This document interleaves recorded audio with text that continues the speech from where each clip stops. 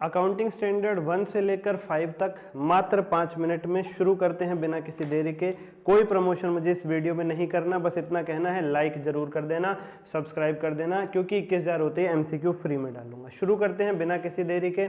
Accounting standard number 1। प्यारे बच्चों, इसका नाम है डिस्क्लोजर ऑफ अकाउंटिंग पॉलिसीज।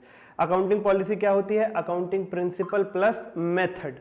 कैसे सेलेक्ट करते हैं किसी अकाउंटिंग पॉलिसी को? जिसमें 4 चीजें हों, PSMT, prudence, substance over form, materiality और true and fair view.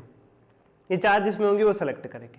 3 fundamental accounting assumption कौन कौन से हैं? Going concern, consistency, accrual. अगर इनको फॉलो किया गया है तीनों को, इफ फॉलोड, कोई सेपरेट डिस्क्लोजर देने की जरूरत नहीं है। अगर इनमें से किसी को फॉलो नहीं किया गया है तो सेपरेट डिस्क्लोजर देना पड़ेगा कि इनमें से इनको फॉलो नहीं किया गया है। प्यारे बच्चों, अगर किसी अकाउंटिंग पॉलिसी में चेंज हुआ है और चेंज इमैटेरियल है तो इग्नोर कर दो, लेकिन अभी इमैटेरियल है, फ्यूचर ईयर्स में मैटेरियल हो जाएगा, तो ये लाइन लिख दो कि अभी इमैटेरियल है, फ्यूचर ईयर्स में ये चेंज मैटेरियल हो जाएगा। डिस्क्लोज कर दो ये फैक्ट, यानी लाइन लिख दो। मैटेरियल है और अमाउंट पता है तो अमाउंट डिस्क्लोज करो। चेंज मैटेरियल है, अमाउंट नहीं पता, तो ये लाइन लिख दो कि चेंज मैटेरियल है पर अमाउंट नहीं पता। और AS1 सभी संस्थाओं पर एप्लीकेबल होता है। ये चार्ट पाने के लिए इसके साथ साथ क्वेश्चंस, RTP, MTP, PYQ, पूरे सिलेबस के MCQs, पूरे सिलेबस की रिवीजन, मॉड्यूल 3 कंसोलिडेशन और study mat question, RTP, PYQ, सब कुछ मात्र 35 आवर्स में स्क्रैच से। पहली बार लोगे तो भी पूरा समझ में आएगा। वीडियो के डिस्क्रिप्शन में लिंक है, नॉमिनल प्राइस है, जाओ। 2 हार्ड बुक के चार्ट्स भी मिलेंगे उसमें नोट्स के लिए आपको, और क्या ही चाहिए भाई, नॉमिनल प्राइस है बिल्कुल। AS2 inventories. 3 प्रकार के बिजनेस होते हैं, manufacturer, trader, service provider. Service provider जैसे कि हम जो कुछ बेचते नहीं, उनकी कोई इन्वेंट्री नहीं होती, उन पे AS2 एप्लीकेबल नहीं है। ट्रेडर की एक ही इन्वेंट्री होती है, फिनिश गुड्स। मैन्युफैक्चरर की 3 होती हैं, raw material, work in progress और फिनिश गुड्स। अगर मैं बात करूं मैन्युफैक्चरर के रॉ मेटेरियल की इन्वेंट्री की वैल्यूएशन के लिए, तो वो रॉ मेटेरियल जिस फिनिश गुड्स में यूज होने वाला है, अगर वो फिनिश गुड्स एक्सपेक्टेड है कि लॉस पे बिकेगा, तो रॉ मेटेरियल की वैल्यूएशन होगी रिप्लेसमेंट प्राइस पर, अदरवाइज कॉस्ट प्राइस पर। रॉ मेटेरियल जिस फिनिश गुड्स में यूज होने वाला है, वो फिनिश गुड्स अगर लॉस पे बिकेगा ऐसा अनुमान है, तो रॉ मेटेरियल की वैल्यूएशन होगी रिप्लेसमेंट प्राइस पर, अदर केस में कॉस्ट प्राइस पर।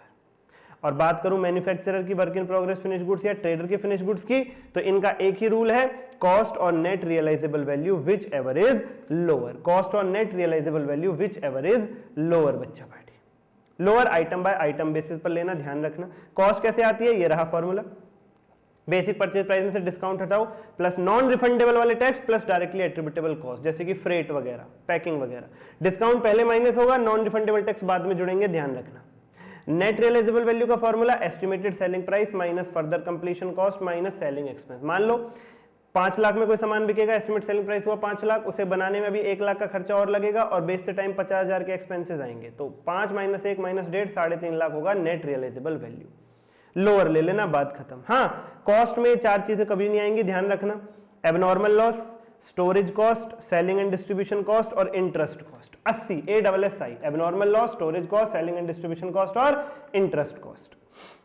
हाँ प्यारे बच्चों, स्टोरेज कॉस्ट आ जाएगी कॉस्ट के अंदर अगर वो प्रोडक्शन प्रोसेस का पार्ट है। हाँ प्यारे बच्चों, इंटरेस्ट और बोरोविंग कॉस्ट को कॉस्ट में ले लेंगे अगर प्रोडक्शन प्रोसेस लॉन्गर है। प्रोडक्शन प्रोसेस लॉन्गर है।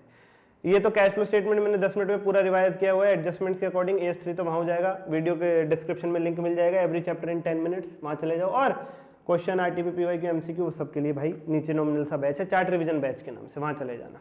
35 आवर्स में सब कुछ स्क्रैच से, यही तुम्हारा आखिरी मौका है। AS4 contingencies and events occurring after the balance sheet date. प्यारे बच्चों, साल शुरू होता है 1 अप्रैल को, खत्म होता है 31 मार्च को। 31 मार्च को कहा जाता है balance sheet date, financial statement date. इसके बाद ये बैलेंस शीट जाती है साइन होने के लिए कहाँ? ऑफ कोर्स शेयर होल्डर्स के पास। ठीक है सर जी। तो प्यारे बच्चों, बैलेंस शीट डेट और उसकी साइनिंग के बीच में ना कुछ समय का गैप होता है। बैलेंस शीट डेट मान लो 31 मार्च और साइनिंग हो रही है लेट्स से 30 जून को, ऐसा इतना समय लग जाता है। तो बैलेंस शीट डेट 31 मार्च और उसकी साइनिंग डेट 30 जून के बीच में घटने वाले, इस पीरियड के दौरान घटने वाले इवेंट्स पर AS4 लगता है। ये इवेंट 2 प्रकार के होते हैं, एडजस्टिंग और नॉन एडजस्टिंग। एडजस्टिंग इवेंट यानी 31 मार्च बोले तो बैलेंस शीट डेट और 30 जून यानी साइनिंग डेट के बीच में घटने वाले वो इवेंट्स जिनकी कंडीशंस, जिनके हालात 31 मार्च से पहले ही पैदा हो गए थे, उन्हें एडजस्टिंग इवेंट कहते हैं। और 31 मार्च और 30 जून बैलेंस शीट डेट और साइनिंग डेट के बीच में घटने वाले वो इवेंट जिनके हालात, जिनकी कंडीशंस 31 मार्च या उससे पहले पैदा नहीं हुई थी, उन्हें नॉन एडजस्टिंग इवेंट कहते हैं। एडजस्टिंग वालों को एडजस्ट करते हैं फाइनेंशियल स्टेटमेंट में, नॉन एडजस्टिंग को केवल बोर्ड की रिपोर्ट में डिस्क्लोज करते हैं। AS4 सभी बिजनेसेस पे लगेगा जो कंपनियां इंड AS फॉलो करती हैं उन्हें छोड़ के। काम समाप्त। लाइक करो, सब्सक्राइब करो। 3 फ्री सीरीज चल रही हैं बच्चा पार्टी चैनल पे। हर एक चैप्टर की एडजस्टमेंट्स, हर एक चैप्टर की 10 मिनट में रिवीजन और हर एक चैप्टर का एक ऐसा क्वेश्चन जो पेपर में मोस्ट एक्सपेक्टेड है। सब्सक्राइब करो, बेल आइकन दबाओ। कहां खो रहे हो तुम? AS5 नेट प्रॉफिट और loss for the period, prior period item and changes in accounting policies. Comment करो अब की बार इंटर पार। प्यारे बच्चों, AS5 5 चीजों के बारे में बात करता है। Ordinary item, extraordinary item, prior period item, changes in accounting policies और चेंजेस इन अकाउंटिंग एस्टीमेट। अगर किसी अकाउंटिंग एस्टीमेट में चेंज हुआ है, for example provision for doubtful debt 2 से बढ़ के 5% हो गया, सेपरेटली डिस्क्लोज करना है, नोट्स टू अकाउंट्स में AS5 कहता है। अगर किसी अकाउंटिंग पॉलिसी में चेंज हुआ है तो सर वो अभी पढ़ाया तो आपने AS1 में, मटेरियल है तो इमटेरियल है तो, हाँ अगर किसी पॉलिसी में चेंज हुआ है तो क्या करना है ये AS1 बताएगा, लेकिन किसी पॉलिसी में चेंज कब कर सकते हो, अलाउड कब है चेंज करना पॉलिसी को, ये AS5 बताता है। कब अलाउड है? 3 केस में, अगर किसी AS अकाउंटिंग स्टैंडर्ड में लिखा हो, कोई अकाउंटिंग स्टैंडर्ड परमिशन दे दे या कोई स्टैट्यूट परमिशन दे दे, या आपको लग रहा है कि बेटर प्रेजेंटेशन कर पाओगे, अपने फाइनेंशियल स्टेटमेंट्स की ट्रू एंड फेयर व्यू दे पाओगे अगर पॉलिसी चेंज करोगे तो। डिस्क्लोज करना है नोट्स टू अकाउंट्स में AS1 के हिसाब से, वो बता दिया अभी। प्रायर पीरियड आइटम्स, पिछले सालों की अकाउंटिंग मिस्टेक्स जिनका करंट ईयर में पता चलता है, सेपरेटली डिस्क्लोज करना है नोट्स टू अकाउंट्स में। एक्स्ट्राऑर्डिनरी आइटम्स, वो आइटम्स जो बिजनेस से रिलेटेड नहीं है, रेगुलरली फ्रीक्वेंटली बिजनेस में नहीं होते हैं, अर्थक्वेक लॉस, थेफ्ट लॉस वगैरह वगैरह, सेपरेटली डिस्क्लोज करना होता है नोट्स टू अकाउंट्स में। ऑर्डिनरी भी 2 टाइप के, नॉर्मल और एक्सेप्शनल। नॉर्मल का कुछ नहीं करना, कोई डिस्क्लोज नहीं देना। ऑर्डिनरी एक्सेप्शनल को सेपरेटली डिस्क्लोज करना होता है नोट्स टू अकाउंट्स में कि ऑर्डिनरी एक्सेप्शनल आइटम है। For example salary increased retrospectively. Salary एक ऑर्डिनरी आइटम है, एक ऑर्डिनरी आइटम है, लेकिन उसका साइज थोड़ा बड़ा हो गया इस बारी और नेचर चेंज है क्योंकि रिट्रोस्पेक्टिवली पे कर रहे हो। किसी भी ऑर्डिनरी आइटम का साइज और नेचर बदल जाए वो ऑर्डिनरी एक्सेप्शनल बन जाता है और सेपरेटली डिस्क्लोज करना होता है नोट्स टू अकाउंट्स में। लाइक, सब्सक्राइब, डिस्क्रिप्शन में जाओ, बैच लो, कमेंट करो। अब की बार इंटर पार फ्री में MCQ पाओ। 21,000 सब्सक्राइबर होते ही। आज के लिए इतना ही, धन्यवाद। सारे अकाउंटिंग स्टैंडर्ड्स मात्र 1 घंटे में। पार्ट 2 के अंदर आपका बहुत बहुत स्वागत है। पार्ट 1 में मैंने AS1 से लेकर 5 तक कवर अप कराया था। प्लेलिस्ट वीडियो के डिस्क्रिप्शन में है, चार्ट रिवीजन बैच के नाम से, सारे लेक्चर्स वहां मिल जाएंगे। अभी शुरू करते हैं। आज AS7, 9 और 10 की बारी है। बिना किसी देरी के लेके प्रभु का नाम। 10 AS7 का नाम है कंस्ट्रक्शन कॉन्ट्रैक्ट बच्चा पार्टी। ठीक है सर जी, क्या होता है कंस्ट्रक्शन कॉन्ट्रैक्ट? किसी एसेट को बनाने का या उसे तोड़ने का, बनाने के लिए आर्किटेक्ट के साथ नक्शे के लिए किया गया कॉन्ट्रैक्ट, कंस्ट्रक्शन की देखरेख करने के लिए प्रोजेक्ट मैनेजर के साथ किया गया कॉन्ट्रैक्ट, और कोई इन्वायरमेंट रिस्टोरेशन का कॉन्ट्रैक्ट हो, इन सब पर अकाउंटिंग स्टैंडर्ड 7 लागू होता है। एसेट बनाने का हो, चाहे उसके लिए नक्शा बनाने के लिए कॉन्ट्रैक्टर आर्किटेक्ट के साथ कॉन्ट्रैक्ट किया गया हो, चाहे एसेट तोड़ने का कॉन्ट्रैक्ट हो, चाहे कंस्ट्रक्शन की देखरेख के लिए प्रोजेक्ट मैनेजर के साथ किया गया कॉन्ट्रैक्ट हो, या इन्वायरमेंट रिस्टोरेशन, इन सब पे AS7 लागू होता है। अगली बात, कब हम अलग अलग कॉन्ट्रैक्ट्स को सिंगल कॉन्ट्रैक्ट मानकर एक ही प्रॉफिट, ओवरऑल प्रॉफिट निकालते हैं, ओवरऑल अकाउंटिंग करते हैं। मान लीजिए एक से ज्यादा कॉन्ट्रैक्ट है, फिर भी अगर ये 3 शर्तें पूरी हो गई तो उन सभी कॉन्ट्रैक्ट्स की अकाउंटिंग इकट्ठी होगी, एक ही प्रॉफिट निकलेगा सबका, overall revenue, overall expenses minus करके, ओवरऑल रेवेन्यू में से ओवरऑल एक्सपेंस माइनस करके। कब? जब ये 3 शर्तें पूरी होंगी। नंबर 1, सारे कॉन्ट्रैक्ट्स के लिए एक सिंगल प्राइस ही तय किया गया है। सारे कॉन्ट्रैक्ट्स का काम कॉन्टिन्यूअस सीक्वेंस में चल रहा है, ऐसा नहीं कि पहले एक खत्म होगा फिर दूसरा शुरू होगा, नहीं, सारे साथ चल रहे हैं, और ये सभी एक सिंगल प्रोजेक्ट का हिस्सा है। तीनों शर्तें पूरी हुई तो सारे कॉन्ट्रैक्ट्स को सिंगल कॉन्ट्रैक्ट मान के ओवरऑल अकाउंटिंग करेंगे, ओवरऑल प्रॉफिट निकालेंगे, overall revenue minus overall expense करेंगे, ना कि अलग अलग। एक भी शर्त टूटी तो भाई फिर अलग अलग अकाउंटिंग होगी, अलग अलग प्रॉफिट निकलेगा। 2 प्रकार के कॉन्ट्रैक्ट होते हैं, एक फिक्स्ड प्राइस कॉन्ट्रैक्ट और एक cost plus contract. Fixed price contract क्या होता है? कॉन्ट्रैक्टर ने कह दिया भाई मुझे फिक्स 5 लाख रुपए चाहिए मेरे काम के, this is called fixed price contract, lump sum price. लेकिन अगर कॉन्ट्रैक्टर ये कहता है कि नहीं मुझे फिक्स प्राइस नहीं चाहिए, पहले मैं देखूंगा मेरी कॉस्ट कितनी आ रही है, लेबर को लगाने में, सामान लाने में, मेटेरियल में, वो जितनी भी मेरी कॉस्ट लगे तुम्हारा काम कंप्लीट करने में, उसमें प्लस इतने % ऐड करके दे देना, तो ये कहलाता है कॉस्ट प्लस कॉन्ट्रैक्ट। अच्छा, कैसे निकालते हैं? कॉन्ट्रैक्टर की बुक्स में कितना प्रॉफिट रिकॉर्ड होगा किस साल, ये फॉर्मूला है। AS7 जो है वो कॉन्ट्रैक्टर की बुक्स में प्रॉफिट रिकॉर्ड करना सिखाता है, एवरी ईयर कितना प्रॉफिट रिकॉर्ड करके चले। वो कैसे निकालते हैं? इस फॉर्मूले से, yearly revenue minus yearly cost. Yearly cost तो बहुत आराम से मिल जाती है, आपको क्वेश्चन में गिवन होती है। ईयरली रेवेन्यू कैसे निकालते हैं? टोटल रेवेन्यू की मल्टीप्लाई कर देते हैं जितने % काम उस पर्टिकुलर ईयर में कंप्लीट हुआ। टोटल रेवेन्यू 1 करोड़ है, पर्टिकुलर ईयर में 30% काम कंप्लीट हुआ है, तो उस ईयर का रेवेन्यू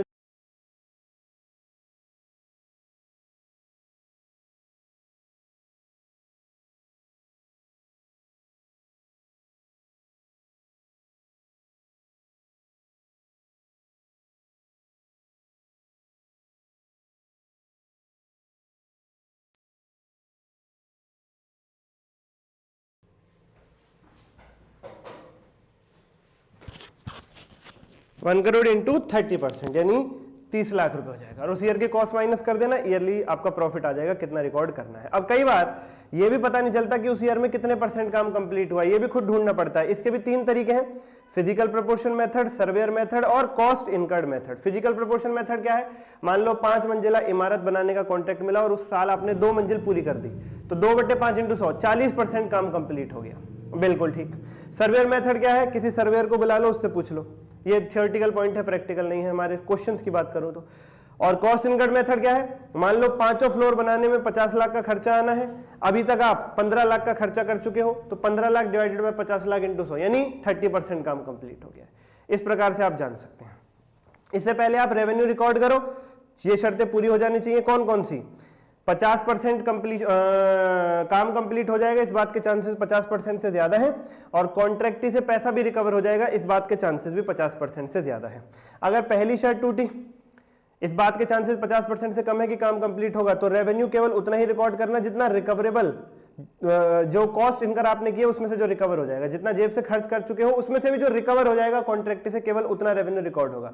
और अगर रिकवरी वाली शर्त टूटी, 50% से कम चांस है कि सामने वाली पार्टी से पैसा मिलेगा, तो रेवेन्यू पोस्टपोन कर दो जब तक पूरे चांस ना हो जाए कि भैया सामने वाले से पैसा मिल जाएगा।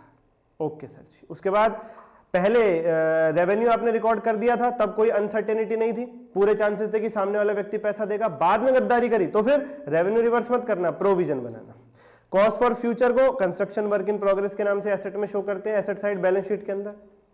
कॉस्ट फॉर फ्यूचर क्या है, मान लो आपने ईयर 1 में ही ईयर 2 के लिए मटेरियल खरीद के रख लिया, जो मटेरियल ईयर 2 में यूज होगा कंस्ट्रक्शन के अंदर, वो ईयर 1 में ही आपने खरीद के रख लिया, क्योंकि आपको लग रहा है दाम बढ़ने वाले हैं, तो ईयर 1 के अंदर इस खर्चे को बैलेंस शीट में एसेट साइड दिखाओगे कंस्ट्रक्शन वर्क इन प्रोग्रेस के नाम से। ईयर 1 में कोई एडवांस खर्चा कर दिया आने वाले सालों के लिए, तो वो ईयर 1 की बैलेंस शीट में asset side construction work in progress के नाम से शो होगा। इसे कहते हैं कॉस्ट फॉर फ्यूचर।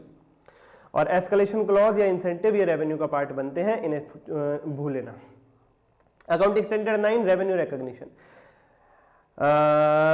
प्यारे बच्चों, sale of goods, sale of service, interest, royalty और डिविडेंड, 5 जगहों से आने वाले रेवेन्यू को रिकॉर्ड करना सिखाता है। ओके सर जी। कब हम सेल ऑफ गुड्स से आने वाले रेवेन्यू को रिकॉर्ड करेंगे, जब 4 शर्तें पूरी हो जाएंगी, ओनरशिप ट्रांसफर है, रिस्क रिवॉर्ड ट्रांसफर है, सेलर का कोई कंट्रोल नहीं है गुड्स पे, और कलेक्शन में कोई अनसर्टेनिटी नहीं है। अच्छा जी, रेवेन्यू सर्विस वाला कब रिकॉर्ड करेंगे, 2 तरीकों से, या तो प्रोपोर्शनेट मेथड या कंप्लीशन मेथड। जितनी सर्विस कंप्लीट होती जा रही है प्रोपोर्शनेटली उतना रेवेन्यू रिकॉर्ड करते हुए चलो, या अगर एक सिंगल ही सर्विस है तो जब वो सर्विस पूरी तरीके से कंप्लीट हो जाए तब पूरा रेवेन्यू इकट्ठा रिकॉर्ड करो, यानी कंप्लीशन मेथड। इंटरेस्ट वाला रेवेन्यू टाइम प्रोपोर्शन बेसिस पर रिकॉर्ड होता है, रॉयल्टी वाला एक्रूअल बेसिस पर, और डिविडेंड वाला रेवेन्यू तब रिकॉर्ड होगा जब right to receive the dividend is established. Okay sir ji. Okay sir ji. अगर ये वाली शर्त टूट जाए, अनसर्टेनिटी हो कलेक्शन में, बायर से पैसे मिलेंगे इस बात के चांसेस कम है, तो रेवेन्यू पोस्टपोन करो, और अगर पहले ही रेवेन्यू बना दिया था बाद में अनसर्टेनिटी आई है तो प्रोविजनिंग कर दो। क्या डिस्क्लोज करना होता है एस 9 के हिसाब से, किन हालातों में रेवेन्यू पोस्टपोन किया गया, circumstances in which revenue was postponed. ठीक है सर।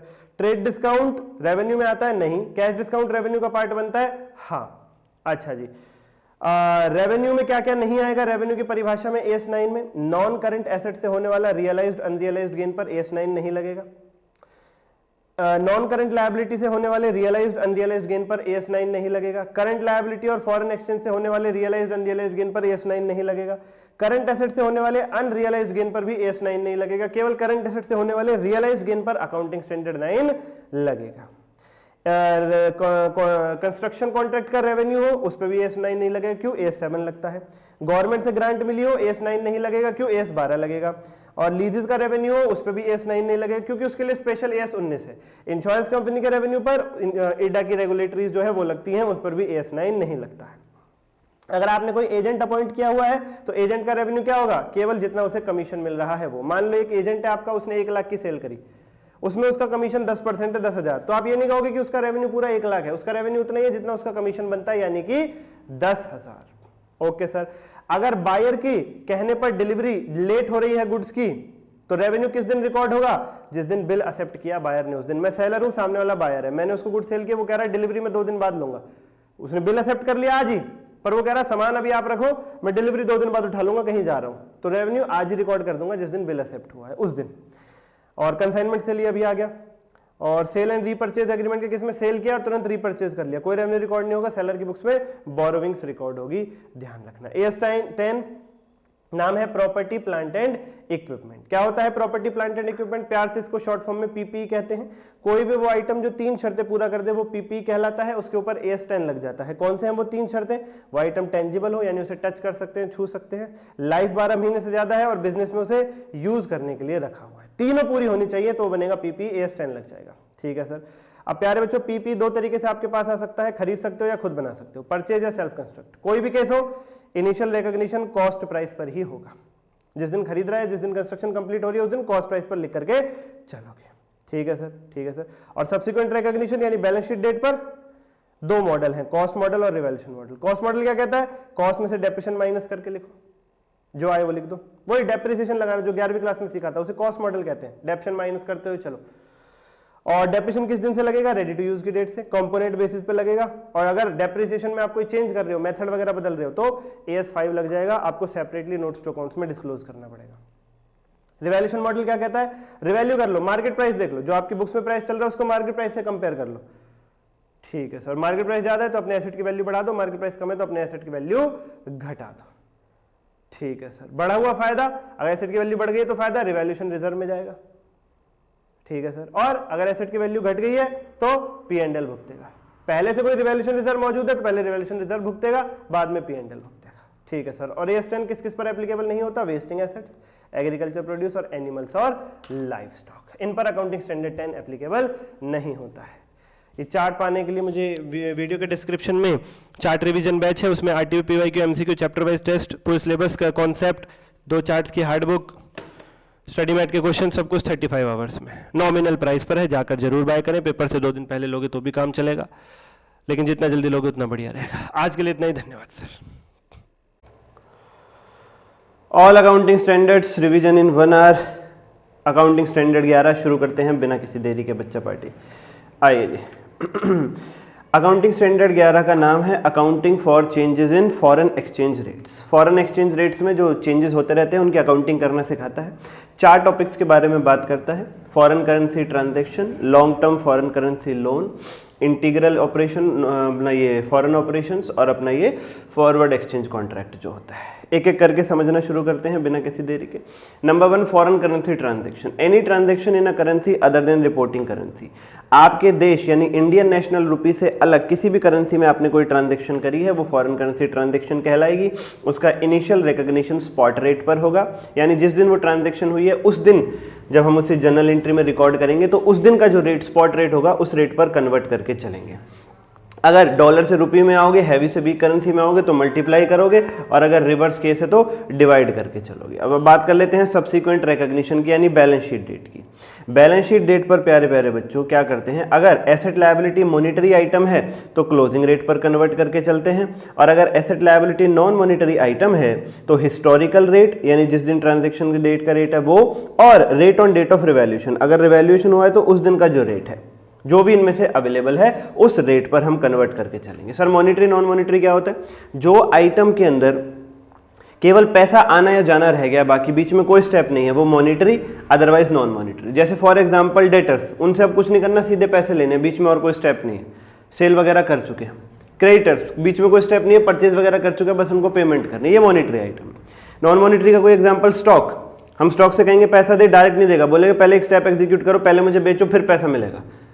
ठीक है सर, ठीक है सर, वो नॉन मॉनिटरी। अच्छा, जो भी कन्वर्जन पे एक्सचेंज डिफरेंस होगा वो सारा P&L में ट्रांसफर करके चलेंगे फॉरेन करेंसी ट्रांजैक्शन का। Next, long term foreign currency loan, लंबे समय के लिए फॉरेन करेंसी यानी विदेशी मुद्रा में लिया गया लोन। अगर प्यारे बच्चों ये डेप्रिशिएबल फिक्स्ड एसेट के लिए लिया है तो इस पर जो एक्सचेंज डिफरेंस होगा वो या तो P&L में डालो या कॉस्ट से एडजस्ट करो, और किसी अदर पर्पस के लिए लिया है तो या तो P&L में डालो या FCMITD account, foreign currency monetary item translation difference account में डालो, और लोन पीरियड में एमोटाइज करके P&L में ट्रांसफर करो। जो लोन पीरियड है उतने पीरियड में एमोटाइज कर दो, बांट दो, और P&L में उतना उतना ट्रांसफर करके चलो। 2 में से कोई भी ऑप्शन आप ले सकते हैं किसी भी केस में, इसमें या तो P&L या एडजस्टेड कॉस्ट, इसमें भी आप P&L या FCMITD, पर एक बार अगर ऑप्शन आपने ले लिया तो फिर चेंज नहीं कर सकते हैं। तीसरा, फॉरेन ऑपरेशन यानी आपकी विदेशों में खुली हुई ब्रांचेस, वो दो प्रकार की हो सकती है, इंटीग्रल यानी जो सारे काम आपसे पूछ के करते हैं, नॉन इंटीग्रल जो अपने डिसीजन खुद लेते हैं।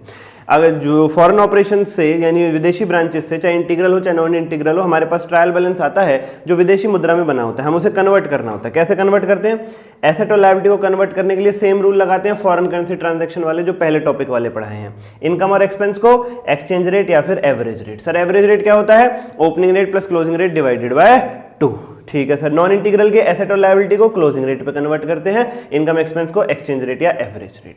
जो भी इंटीग्रल फॉरेन ऑपरेशन का एक्सचेंज डिफरेंस होगा सारा P&L में जाएगा, और नॉन इंटीग्रल फॉरेन ऑपरेशन का जो भी एक्सचेंज डिफरेंस होगा वो FCTR अकाउंट में जाएगा, foreign currency translation reserve account में। और जब उस ब्रांच को, जब आप नॉन इंटीग्रल ब्रांच को डिस्पोज कर दोगे तब वो वहां से उठ के P&L में ट्रांसफर होगा। फॉरवर्ड एक्सचेंज कॉन्ट्रैक्ट यानी आज आपको डर लग रहा था कि कहीं कल डॉलर का रेट बढ़ ना जाए, आपको ज्यादा पेमेंट ना करनी पड़ जाए, इसलिए आज के ही रेट पे हिसाब से थोड़ा सा ज्यादा में आपने बैंक से डील कर लिया। आज रेट चल रहा था $1 में 80 का, तुम्हें पेमेंट करनी है 6 महीने बाद, तुम्हें डर लग रहा है 6 महीने बाद कहीं $1 में 100 रुपया ना हो जाए, तो आज तुम बैंक जाते हो और बैंक से कहते हो आज के ही हमारा कॉन्ट्रैक्ट कर लो, 6 महीने बाद मैं आपसे डॉलर खरीदूंगा।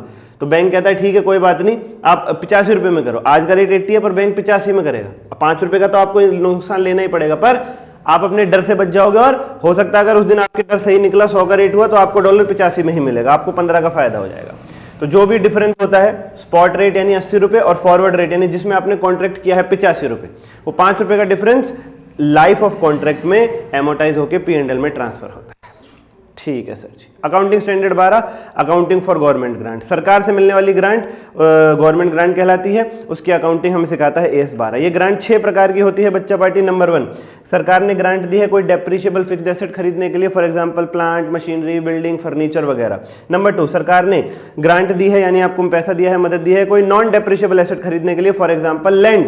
तीसरी, grant related to promoters contribution, सरकार ने आपसे कहा आप अपना बिजनेस सेटअप करो, पूरी फैक्ट्री वगैरह लगा लो, जो कॉस्ट है हमें बताना, हम उसमें से कुछ आपको ग्रांट दे देंगे, grant related to promoters contribution. अगला, ग्रांट रिलेटेड टू रेवेन्यू, सरकार कह रही है आपके कुछ खर्चे के लिए हम आपकी मदद कर देंगे, आपके एम्प्लॉइज की सैलरी वगैरह के लिए, वेजेस वगैरह के लिए, रेंट वगैरह के लिए हम आपको पेमेंट कर देंगे। Grant related to cost incurred in the past, ये क्या है?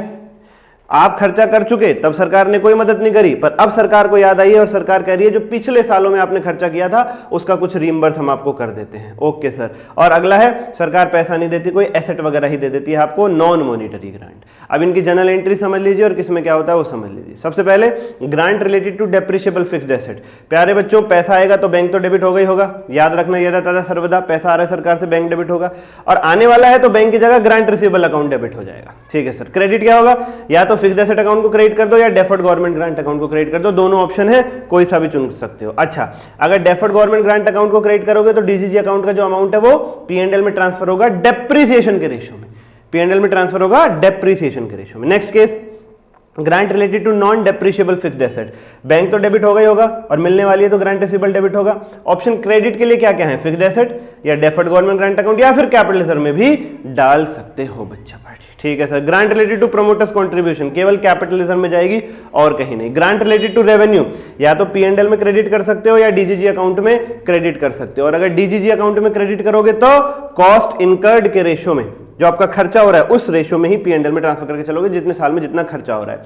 Grant related to cost incurred in the past, P&L में जाएगा और कहीं नहीं जाएगा। और अगर कोई भी ग्रांट आपको शर्त टूट गई और रिफंड करनी पड़ रही है तो ये जो भी एंट्रीज अभी आपने पास करी है इनको रिवर्स कर देंगे बच्चा पार्टी। और प्यारे बच्चों, अगर सरकार ने आपको एसेट दे दिया है तो एंट्री करोगे fixed asset account debit to bank. सस्ते प्राइस पे दिया है तो जितना भी प्राइस है वो लिखोगे, फ्री में ही दे दिया है फिर भी नॉमिनल वैल्यू पर तब भी रिकॉर्ड करोगे 100, 50, 10 रुपए जरूर। ठीक है सर जी। अकाउंटिंग स्टैंडर्ड 13, इन्वेस्टमेंट की अकाउंटिंग करना सिखाता है। इन्वेस्टमेंट क्या है? पैसे से पैसा बनाने की कोशिश इन्वेस्टमेंट कहलाती है बच्चा पार्टी। पैसे से पैसा बनाने की कोशिश इन्वेस्टमेंट कहलाती है बच्चा पार्टी। जी सर जी। दो प्रकार की इन्वेस्टमेंट होती है, लॉन्ग टर्म और शॉर्ट टर्म। अगर जो इन्वेस्टमेंट है प्यारे बच्चों, अगर जो इन्वेस्टमेंट है आप उसे 12 महीने तक बेचने वाले नहीं हो तो वो लॉन्ग टर्म है, और 12 महीने के अंदर बेचने की इंटेंशन है तो वो शॉर्ट टर्म है। लॉन्ग टर्म हो चाहे शॉर्ट टर्म हो, इनिशियल रिकॉग्निशन कॉस्ट प्राइस पर ही होगा। सब्सिक्वेंट रिकॉग्निशन की बात कर लेते हैं। लॉन्ग टर्म इन्वेस्टमेंट का सब्सिक्वेंट रिकॉग्निशन होगा cost price minus permanent decline, ना कि टेम्परेरी, परमानेंट डिक्लाइन। ठीक है सर। और शॉर्ट टर्म इन्वेस्टमेंट का subsequent recognition balance sheet date पर किस वैल्यू पे लिखेंगे? कॉस्ट प्राइस और fair value whichever is lower. अगर कभी लॉन्ग टर्म को शॉर्ट टर्म में कन्वर्ट करना पड़ जाए तो किस पर कन्वर्ट करोगे? किस पर कन्वर्ट करोगे? कॉस्ट प्राइस और carrying amount on date of transfer which ever is lower. और अगर शॉर्ट टर्म को कभी लॉन्ग टर्म में कन्वर्ट करना पड़ जाए तो कॉस्ट प्राइस और fair value on date of transfer which ever is lower. Brokerage और cost of share transfer stamp, ये इन्वेस्टमेंट की कॉस्ट में आते हैं। अगर क्वेश्चन में लिखा है एक्स इंटरेस्ट, इसका मतलब एक्सक्लूडिंग इंटरेस्ट, अलग से निकालना है इंटरेस्ट आपको और जोड़ना है उस अमाउंट में। और अगर क्वेश्चन में प्राइस में लिखा हुआ है कम इंटरेस्ट, तो मतलब प्राइस ऑलरेडी इंटरेस्ट इंक्लूडेड है, आपको बस अलग से जोड़ने की जरूरत नहीं, बस उसे ढूंढ लेना है कि कितना इंक्लूडेड है। राइट शेयर्स पर डिविडेंड नहीं मिलेगा AS 13 में। और अगर बोनस में आपको शेयर, डिवेंचर, बॉन्ड वगैरह मिले हैं बच्चा पार्टी, कोई एंट्री नहीं होगी, क्यों? उसके लिए आपने कोई पेमेंट नहीं की है। AS 13 rent, interest, dividend in पे नहीं लगता क्योंकि इन पे AS 9 लगता है। ऑपरेटिंग और फाइनेंस लीज पे नहीं लगता क्योंकि AS 19 लगता है। Retirement benefit plan life insurance company में लगता है क्योंकि उस पे उनके अपने रेगुलेटरी है, रेगुलेशंस हैं, वो लगते हैं। और mutual fund, venture capital funding, इन पर भी AS 13 नहीं लगता है। अच्छा जी, जब भी आप इन्वेस्टमेंट को बेचोगे तो जो भी प्रॉफिट लॉस होगा वो आपका P&L में ट्रांसफर होगा बच्चा पार्टी, वो आपका P&L में ट्रांसफर करके चलेंगे, उसे P&L में ट्रांसफर करके चलेंगे। बिल्कुल सर, बिल्कुल, absolutely no problem, absolutely no problem. चलिए AS 15 की बात कर लेते हैं। Accounting standard 15। आइए बच्चों, हम लोग करने जा रहे हैं अकाउंटिंग स्टैंडर्ड 15 एम्प्लॉय बेनिफिट्स की क्विक रिवीजन।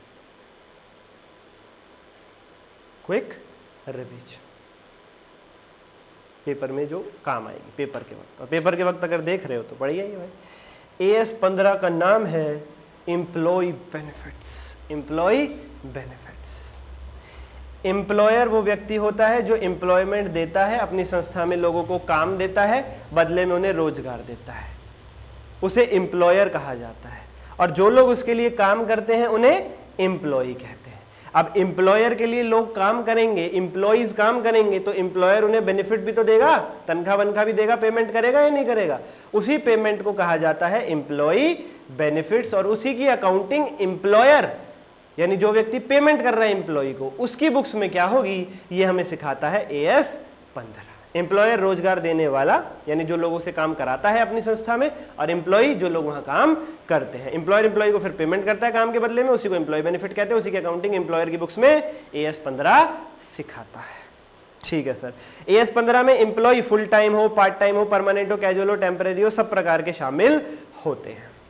ये वही बात लिखी हुई है एम्प्लॉय बेनिफिट का मतलब all the benefits provided by employer to its employee against their services provided by them. Employee की सर्विसेज के बदले में एम्प्लॉयर द्वारा जो भी बेनिफिट उन्हें दिए जाते हैं, आइदर इन कैश, नगद, या फिर इन काइंड, वस्तु के रूप में, पैसा दे दे या सामान दे। जैसे कई बार वाउचर्स दे देता है एम्प्लॉयर एम्प्लॉय को, या दिवाली पे गिफ्ट दे देता है, वो इन काइंड कहलाती है पेमेंट। तो कैश हो या इन काइंड हो, वो सारा ही एम्प्लॉय बेनिफिट कहलाएगा। एम्प्लॉय बेनिफिट 4 प्रकार के होते हैं, short term, long term, terminal और पोस्ट एम्प्लॉयमेंट। इन चारों का ही मीनिंग, एग्जांपल और accounting treatment in the books of employer, ये हमें सीखना है, यही AS 15 है। शॉर्ट टर्म एम्प्लॉय बेनिफिट का मतलब एम्प्लॉय से करंट ईयर में काम कराने के बदले में जो भी पेमेंट आप उनको करने वाले हो करंट ईयर में या अगले साल की आखिरी तारीख तक, वो सारे बेनिफिट्स, वो सारी पेमेंट कहलाएगी एम्प्लॉयर के लिए short term employee benefit. I repeat again, employee से करंट ईयर में काम कराने के बदले में जो भी पेमेंट आप उनको करंट ईयर में या अगले साल की आखिरी तारीख तक भी करने वाले हो, वो सारी पेमेंट एम्प्लॉयर की बुक्स में कहलाएगी शॉर्ट टर्म एम्प्लॉय बेनिफिट। इसके एग्जांपल है salary, wages, medical, housing, car, bonus payable up to last date of next year, और कॉम्पेंसेटेड एब्सेंसेस जिन्हें पेड लीव्स भी कहा जाता है। ठीक है सर। अकाउंटिंग कैसे कैसे होती है? अकाउंटिंग कैसे कैसे होती है? अकाउंटिंग के लिए सिंपल, ड्यू करते time short term employee benefit को ड्यू करते time employee benefit account debit to employee benefit payable, और पेमेंट के time employee benefit payable account debit to bank account. Employee benefit को डेबिट क्यों किया?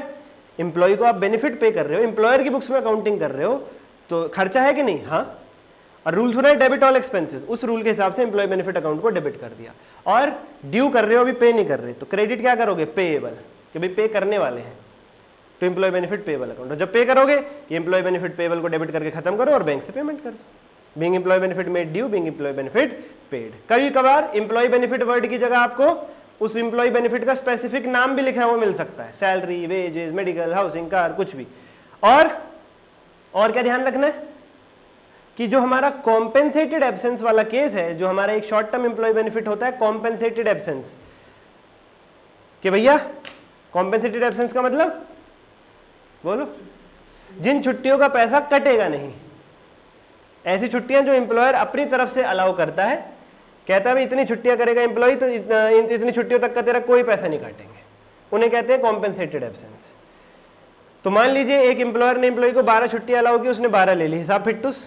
एक एम्प्लॉयर ने 12 छुट्टियां अलाउ की, एम्प्लॉय ने 15 ले ली, तो 3 छुट्टियों का पैसा कट जाएगा प्रोपोर्शनेटली। लेकिन अगला केस महत्वपूर्ण है, एक एम्प्लॉयर ने 12 छुट्टियां अलाउ की और एम्प्लॉय ने ले ली मान लो 8, ठीक है, 8 छुट्टियों का पैसा कटेगा नहीं, लेकिन जो 4 छुट्टियां उसने ली नहीं है, जो अनअवेल्ड लीव्स हैं, अलाउड थी पर उसने ली नहीं एम्प्लॉय ने, उन 4 छुट्टियों का, उन 4 अनअवेल्ड लीव्स का क्या क्या ट्रीटमेंट हो सकता है? पहला ट्रीटमेंट लैप्स, पहला ट्रीटमेंट लैप्स, ठीक है सर, कोई हिसाब किताब कुछ नहीं, खत्म।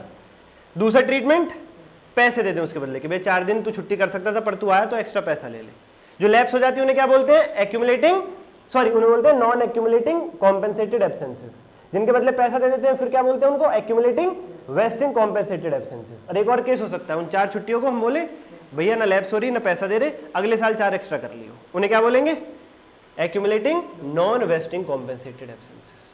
तो जो ये वाला केस है, जब हम 4 छुट्टियों के लिए कह रहे हैं पैसा नहीं दे रहे, लैप्स भी नहीं हो रही, अगले साल कैरी फॉरवर्ड करके ले जा रहे हैं, इसमें भी फर्दर 2 केस हो सकते हैं, 1 साल का कैरी फॉरवर्ड या unlimited carry forward. Unlimited carry forward में कोई दिक्कत नहीं है, अगर 1 साल का कैरी फॉरवर्ड है तो पहले उस करंट ईयर की छुट्टियां सेट ऑफ होंगी, बाद में कैरी फॉरवर्ड वाली सेट ऑफ होंगी अगले साल से, ठीक है?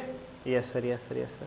अगली बात, accumulating non vesting compensated leaves, यानी वो अनअवेल्ड लीव्स जिनके बदले में हम कैरी फॉरवर्ड अलाउ करते हैं, उस केस में पेमेंट की एंट्री नहीं करनी होती, केवल और केवल ये ड्यू वाली एंट्री करनी होती है, पेमेंट वाली एंट्री नहीं करनी। क्यों? कैरी फॉरवर्ड कर रहे हैं, पेमेंट करेंगे, छुट्टियां बस कैरी फॉरवर्ड हो रही है, ठीक है? ये हो गया शॉर्ट टर्म एम्प्लॉई बेनिफिट। उसके बाद हमने पढ़ा टर्मिनल बेनिफिट्स, कि भैया जो बेनिफिट्स एम्प्लॉयर द्वारा एम्प्लॉय को दिए जाते हैं उसकी टर्मिनेशन के वक्त, टर्मिनेशन का मतलब एम्प्लॉय खुद छोड़ के चला जाए या एम्प्लॉयर हटा दे, रिटायरमेंट से पहले ही वो खुद छोड़ के चला जाए या एम्प्लॉयर हटा दे एम्प्लॉय को, तो उसे कहते हैं टर्मिनेशन। तो टर्मिनेशन अगर एम्प्लॉय ने खुद ली है तो भी कंपनी उसे, तो भी एम्प्लॉयर उसे कुछ पेमेंट करेगा, एम्प्लॉयर ने एम्प्लॉय को हटाया, when the employee is remove, तब भी पेमेंट करेगा एम्प्लॉयर एम्प्लॉय को, बीच मध्यार में ऐसे नहीं छोड़ेगा बिल्कुल खाली हाथ। तो अगर एम्प्लॉय ने खुद छुट्टी ली है, खुद टर्मिनेट हुआ है, वो खुद उसने छुट्टी नहीं कहना चाहिए, उसने खुद जॉब छोड़ी है, तो पेमेंट करनी, एम्प्लॉयर द्वारा की जाने वाली पेमेंट वीआरएस कॉम्पेंसेशन कहलाती है, और एम्प्लॉयर ने एम्प्लॉय को हटाया है तब जो पेमेंट की जा रही है वो रिट्रेंचमेंट कॉम्पेंसेशन कहलाती है। दोनों की entry same, employee benefit payable, employee benefit payable to bank. ध्यान किस बात का रखना है? अगर वीआरएस या रिट्रेंचमेंट कॉम्पेंसेशन 12 महीने के बाद पेबल है तो एंट्री तो अभी करोगे, लेकिन किस वैल्यू पर? प्रेजेंट वैल्यू पर। अगली बात, अगर अंदाजा नहीं लगा पा रहे कितने एम्प्लॉय छोड़ करके जाएंगे या कितने वीआरएस लेंगे या कंपनी कितनों को रिमूव करेगी, अमाउंट नहीं कैलकुलेट कर पा रहे ऊपर वाली एंट्रीज में पुट करने के लिए, नंबर ऑफ एम्प्लॉयज नहीं पता इसलिए, तो क्या करोगे? बैलेंस शीट के फुटनोट में कॉन्टिजेंट लायबिलिटी के तौर पर डिस्क्लोज कर दोगे। ये बात कौन कहता है? एएस ओनरिटस। नेक्स्ट हमारा नंबर आया पोस्ट एम्प्लॉयमेंट बेनिफिट का। ये समझ लिया तो लॉन्ग टर्म बेनिफिट की अकाउंटिंग बिल्कुल सेम है, तो समझ लो पोस्ट एम्प्लॉयमेंट बेनिफिट और लॉन्ग टर्म साथ साथ चल रहे हैं। Benefits provided to employees after their retirement are called post employment benefits. Retirement के बाद भी बेनिफिट्स देता रहता है एम्प्लॉयर एम्प्लॉय को, जिन्हें पोस्ट एम्प्लॉयमेंट बेनिफिट कहा जाता है। एग्जाम्पल, ग्रेचुटी, कि भैया तू रिटायर हुआ, तेने इतने साल हमारे यहाँ काम किया, उसके बदले में अब तू छोड़ रहा है, रिटायर हो रहा है, तो अपनी औलाद पे डिपेंड मत हो, हम तुम्हें इकट्ठा अमाउंट देते हैं ग्रेचुटी, और हर महीने भी कुछ थोड़ी थोड़ी पेमेंट करेंगे गुजर बसर के लिए। इकट्ठा अमाउंट दे रहे तेरे बड़े काम के लिए, तुझे घर बनाना हो, कोई शौक पूरा करना हो, गाड़ी लेनी हो, और पेंशन दे रहे तेरे हर महीने के रोज के गुजर बसर के लिए, खर्चे के लिए। एक एग्जांपल और होता है पोस्ट एम्प्लॉयमेंट बेनिफिट का पीएफ। ग्रेचुटी और पेंशन को कहा जाता है defined benefit plan, provident fund को कहा जाता है defined contribution plan. Defined benefit plan यानी ग्रेचुटी और पेंशन में फाइनल अमाउंट फिक्स होता है कि भैया इतनी ग्रेचुटी देंगे या इतनी पेंशन देंगे। कंट्रीब्यूशन फिक्स नहीं होता कि भैया एम्प्लॉयर हर महीने कितना कितना जोड़ करके चलेगा अपने पास, वो जाने उसका काम जाने। प्रोविडेंट फंड के केस में फाइनल अमाउंट फिक्स नहीं होता, हाँ जितना कटता है हर महीने 12% वो फिक्स है रेट, एम्प्लॉय की सैलरी से कितना पीएफ कटेगा, और उतना ही 12% एम्प्लॉयर भी अपनी तरफ से जोड़ते हुए चलेगा।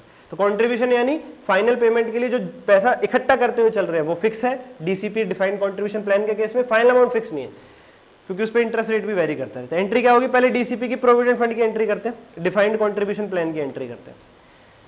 सैलरी मान लो 1 लाख रुपए डेबिट, लेकिन सैलरी पेबल में कितना आएगा? 88,000। क्यों? 12,000 कहां चला जाएगा? पीएफ के नाम का कट जाएगा, पीएफ पेबल में जाएगा, और 12 अपनी तरफ से एम्प्लॉय डाल के 24,000 डालेगा, और 12,000 फिर उसे भी कहां डेबिट करना पड़ेगा, एम्प्लॉयर कॉन्ट्रीब्यूशन अकाउंट। और ध्यान से आप देखो ये वही एंट्री है, employee benefit to employee benefit payable, बस एम्प्लॉय बेनिफिट का नाम लिख दिया, सैलरी और एम्प्लॉयर कॉन्ट्रीब्यूशन, और फिर एम्प्लॉय बेनिफिट पेबल यानी salary PF payable to bank payment के वक्त। डिफाइंड बेनिफिट प्लान की अकाउंटिंग क्या होती है, जैसे ग्रेच्युटी और पेंशन वगैरह, current service cost, interest cost account debit to provision for DBO और provision for DBO to bank. कुछ नहीं, वही एंट्री है, employee benefit to employee benefit payable, बस एम्प्लॉय बेनिफिट पेबल का नाम बदल दिया, पेबल की जगह प्रोविजन वर्ड यूज कर रहे हैं, प्रोविजन फॉर डीबीओ, और एम्प्लॉय बेनिफिट का ग्रेच्युटी और पेंशन को एक नाम दे दिया, current service cost, current service cost.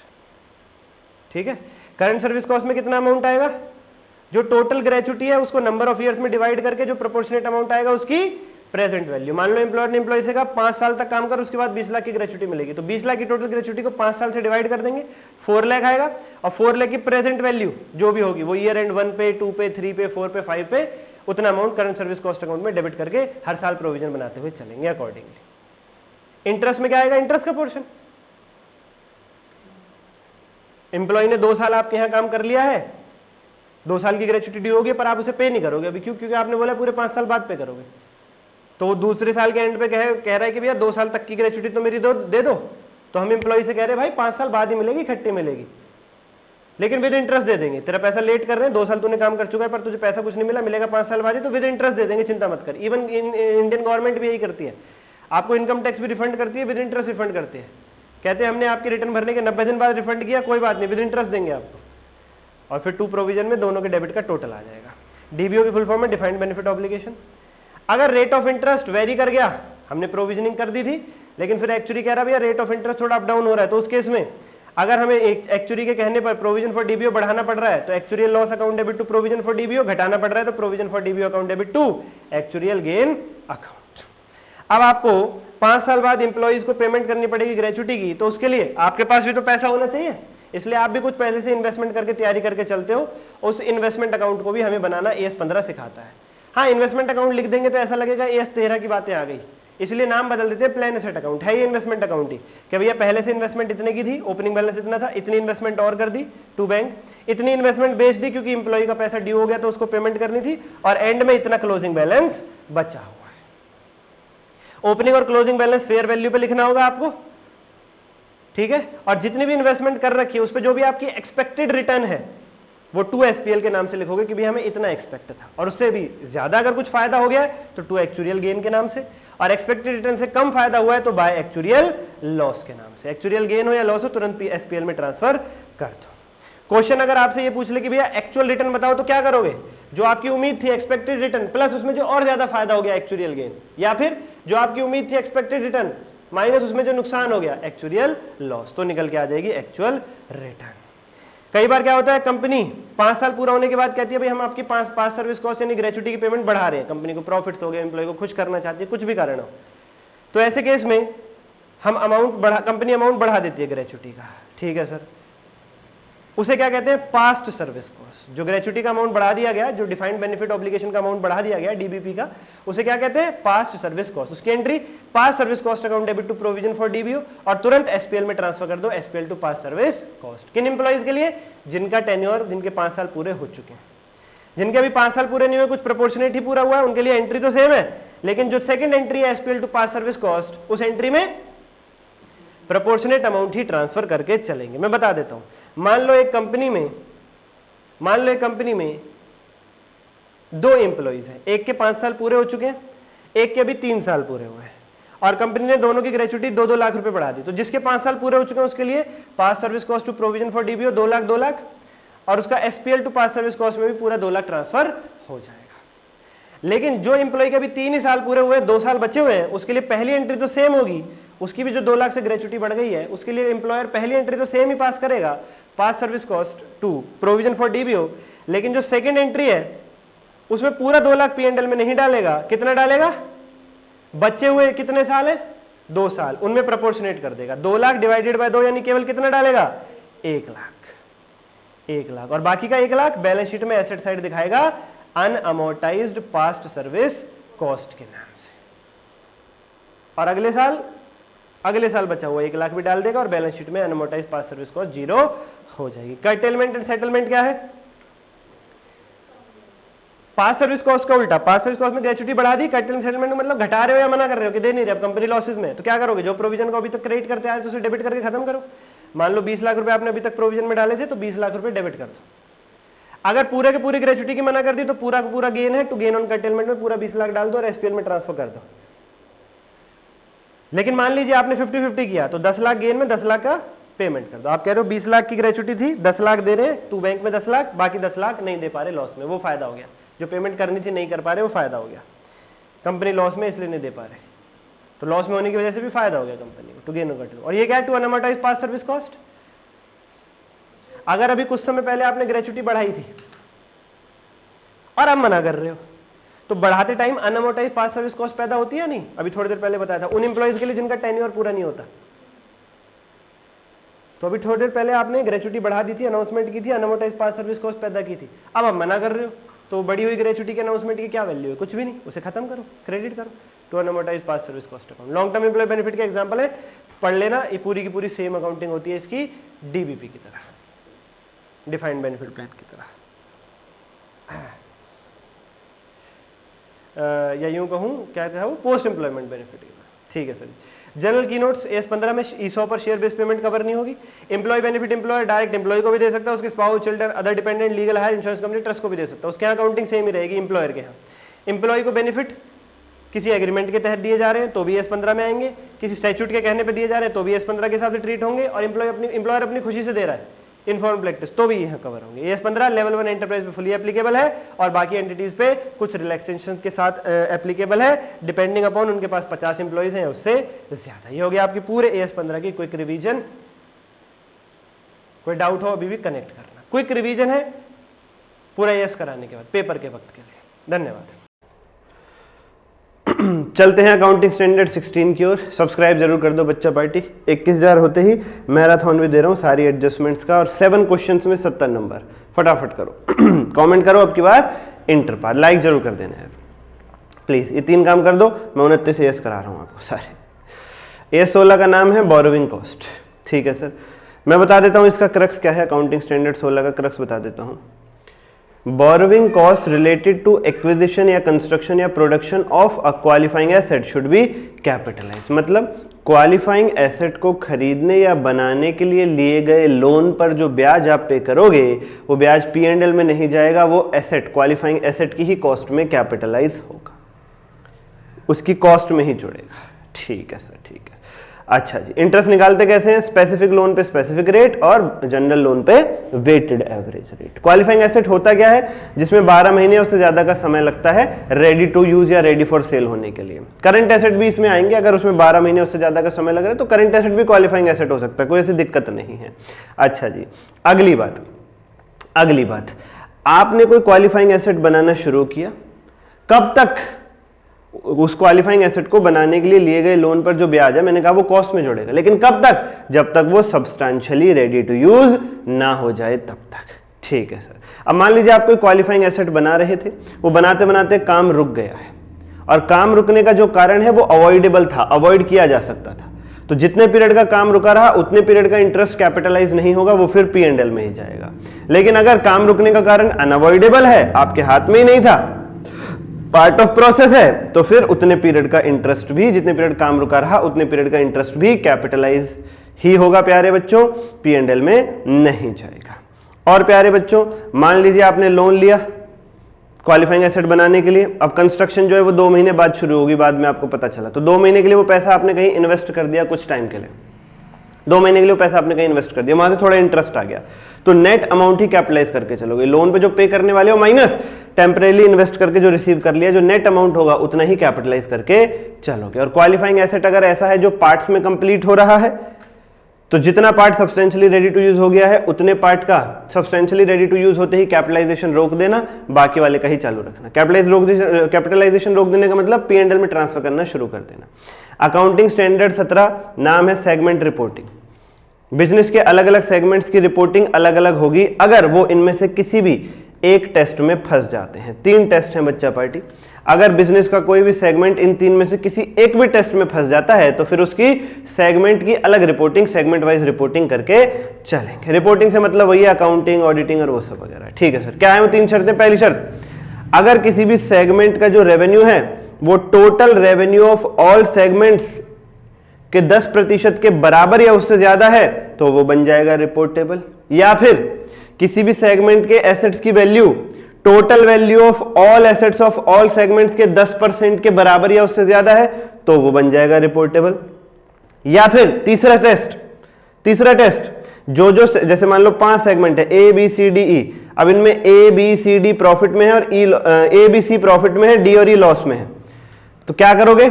जो सेगमेंट प्रॉफिट में है उन सारे प्रॉफिट का टोटल मार लो, जो सेगमेंट लॉस में है लॉस का टोटल मार लो, दोनों में से जो भी हाई फिगर आई है वो उठा लो, टोटल प्रॉफिट और total loss which ever is higher उठा लो, उस हायर वैल्यू का 10% निकाल लो, उस हायर वैल्यू का 10% निकाल लो, उस हायर वैल्यू का 10% निकाल लो। ठीक है सर।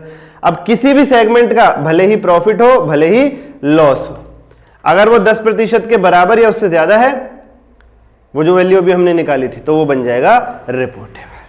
ठीक है सर, आई रिपीट अगेन, किसी भी सेगमेंट का रेवेन्यू अगर total revenue of all segments into 10% के बराबर या उससे ज्यादा है तो वो बनेगा रिपोर्टेबल। या फिर किसी भी सेगमेंट के एसेट्स की value total value of all assets of all segment into 10% के बराबर या उससे ज्यादा है तो भी वो बन जाएगा रिपोर्टेबल। या फिर जो सेगमेंट प्रॉफिट में टोटल मारो, जो लॉस में टोटल मारो, टोटल प्रॉफिट और टोटल लॉस का हायर ले लो, 10% निकाल लो, किसी सेगमेंट का प्रॉफिट या लॉस उस वैल्यू के बराबर या उससे ज्यादा हो तो भी बनेगा रिपोर्टेबल। पहले को कहते हैं रेवेन्यू टेस्ट, दूसरे को एसेट टेस्ट, तीसरे को रिजल्ट टेस्ट या प्रॉफिटेबिलिटी टेस्ट भी कहते हैं। तीनों में से किसी एक भी टेस्ट में फंस जाओगे तो रिपोर्टेबल बन जाओगे, तीनों में फंसने की जरूरत नहीं है। अब मान लीजिए कोई सेगमेंट ऐसा है जो तीनों में से किसी भी टेस्ट में नहीं फंसा, फिर भी उसे रिपोर्टेबल बनाया जा सकता है अगर वो पिछले साल किसी टेस्ट में फंस गया था, it was a reportable segment previous year, या मैनेजमेंट चाहती है, या 75% एक्सटर्नल रेवेन्यू अभी रिपोर्ट नहीं हुआ है। यानी जो सेगमेंट अभी रिपोर्टेबल बने हैं उनका जो एक्सटर्नल रेवेन्यू है, उनके एक्सटर्नल रेवेन्यू का जो टोटल है वो टोटल एक्सटर्नल रेवेन्यू इंटू 75% से कम है, तो भी आपको कुछ अदर सेगमेंट्स को रिपोर्टेबल बनाना पड़ेगा, क्योंकि एटलीस्ट 75% एक्सटर्नल रेवेन्यू रिपोर्ट होनी चाहिए, ये रूल है। ठीक है सर जी, ओके सर। ये हो गया अकाउंटिंग स्टैंडर्ड 17 बच्चा पार्टी। ये हो गया अकाउंटिंग स्टैंडर्ड 17 बच्चा पार्टी। अकाउंटिंग स्टैंडर्ड 18, इसका नाम है related party disclosure. Related party disclosure, ठीक है सर जी। क्या बताता है ये?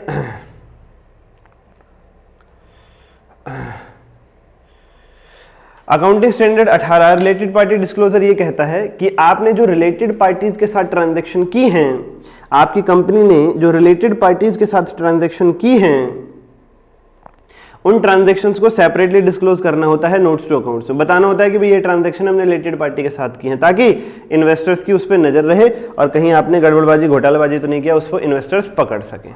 अब रिलेटेड पार्टीज कौन कौन होते हैं? यही है सारा झगड़ा कि रिलेटेड पार्टीज कौन कौन होते हैं जिनके साथ की गई ट्रांजैक्शन को डिस्क्लोज करना पड़ता है सेपरेटली नोट्स टू अकाउंट्स में।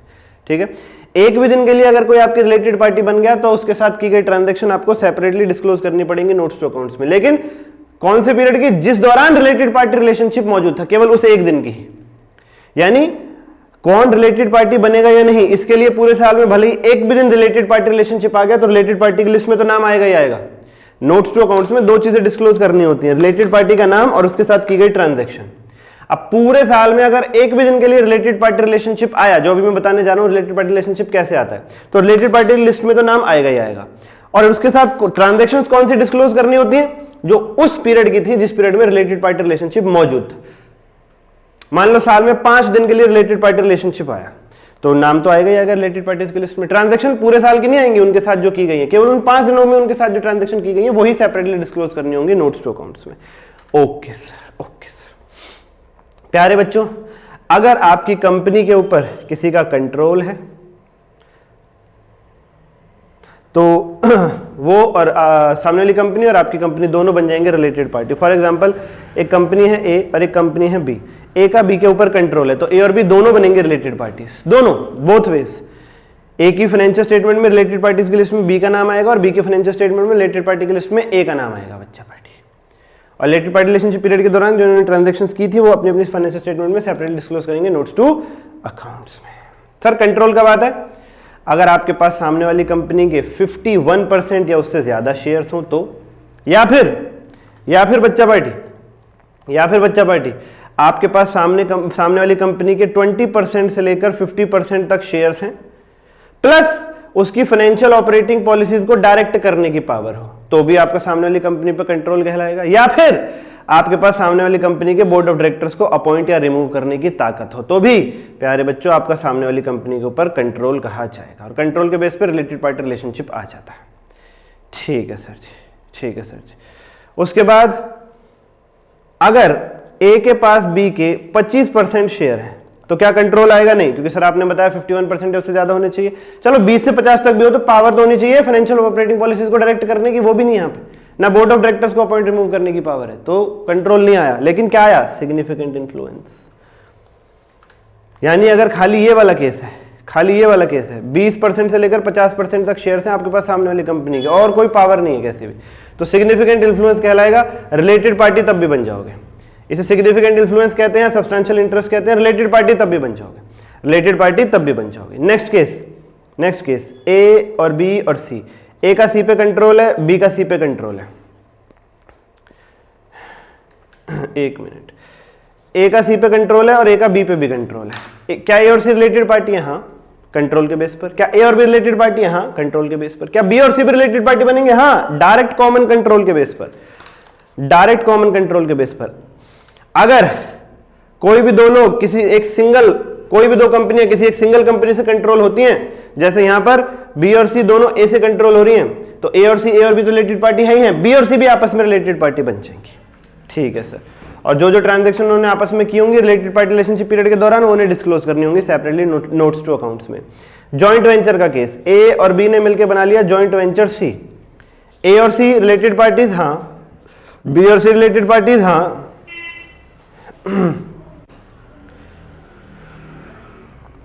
ए और बी इन दोनों ने मिलकर एक जॉइंट वेंचर बना लिया सी, तो ए और सी रिलेटेड पार्टी बनेंगे? हाँ। बी और सी रिलेटेड पार्टी बनेंगे? हाँ। ए और बी रिलेटेड पार्टी बनेंगे? ना ना ना ना ना ना रे ना।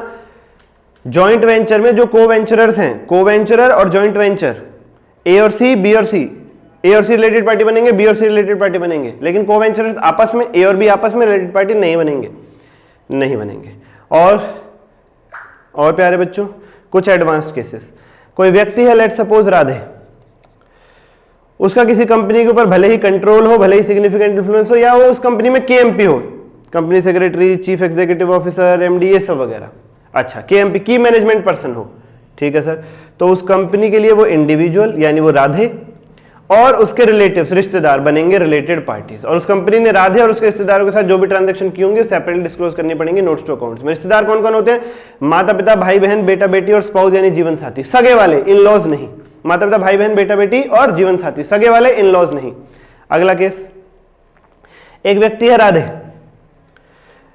ये दो कंपनियों में हिस्सेदारी रखता है, कंपनी 1 पे इसका कंट्रोल हो या सिग्निफिकेंट इन्फ्लुएंस हो, और कंपनी 2 पे भी भले इसका कंट्रोल हो या सिग्निफिकेंट इन्फ्लुएंस हो, कोई भी कॉम्बो हो, इस पे कंट्रोल, इस पे एसआई, इस पे एसआई, इस पे कंट्रोल, इस पे कंट्रोल, इस पे कंट्रोल, इस पे एसआई, इस पे एसआई, कोई भी केस हो, तो ऐसे केस में कंपनी 1 और कंपनी 2 दोनों के लिए ये राधे और इसके रिश्तेदार, माता पिता, भाई बहन, बेटा बेटी और दोनों कंपनियां, कंपनी 1 के लिए कंपनी 2 और कंपनी 2 के लिए कंपनी 1 बनेंगे रिलेटेड पार्टीज। यानी कंपनी 1 के लिए कंपनी 2 राधे और उसके माता पिता, भाई बहन, बेटा बेटी, स्पाउस, सगे वाले रिलेटेड पार्टीज बनेंगे। कंपनी 2 के लिए कंपनी 1 और राधे और उसके माता पिता, भाई बहन, बेटा बेटी, स्पाउस, सगे वाले बनेंगे रिलेटेड पार्टीज।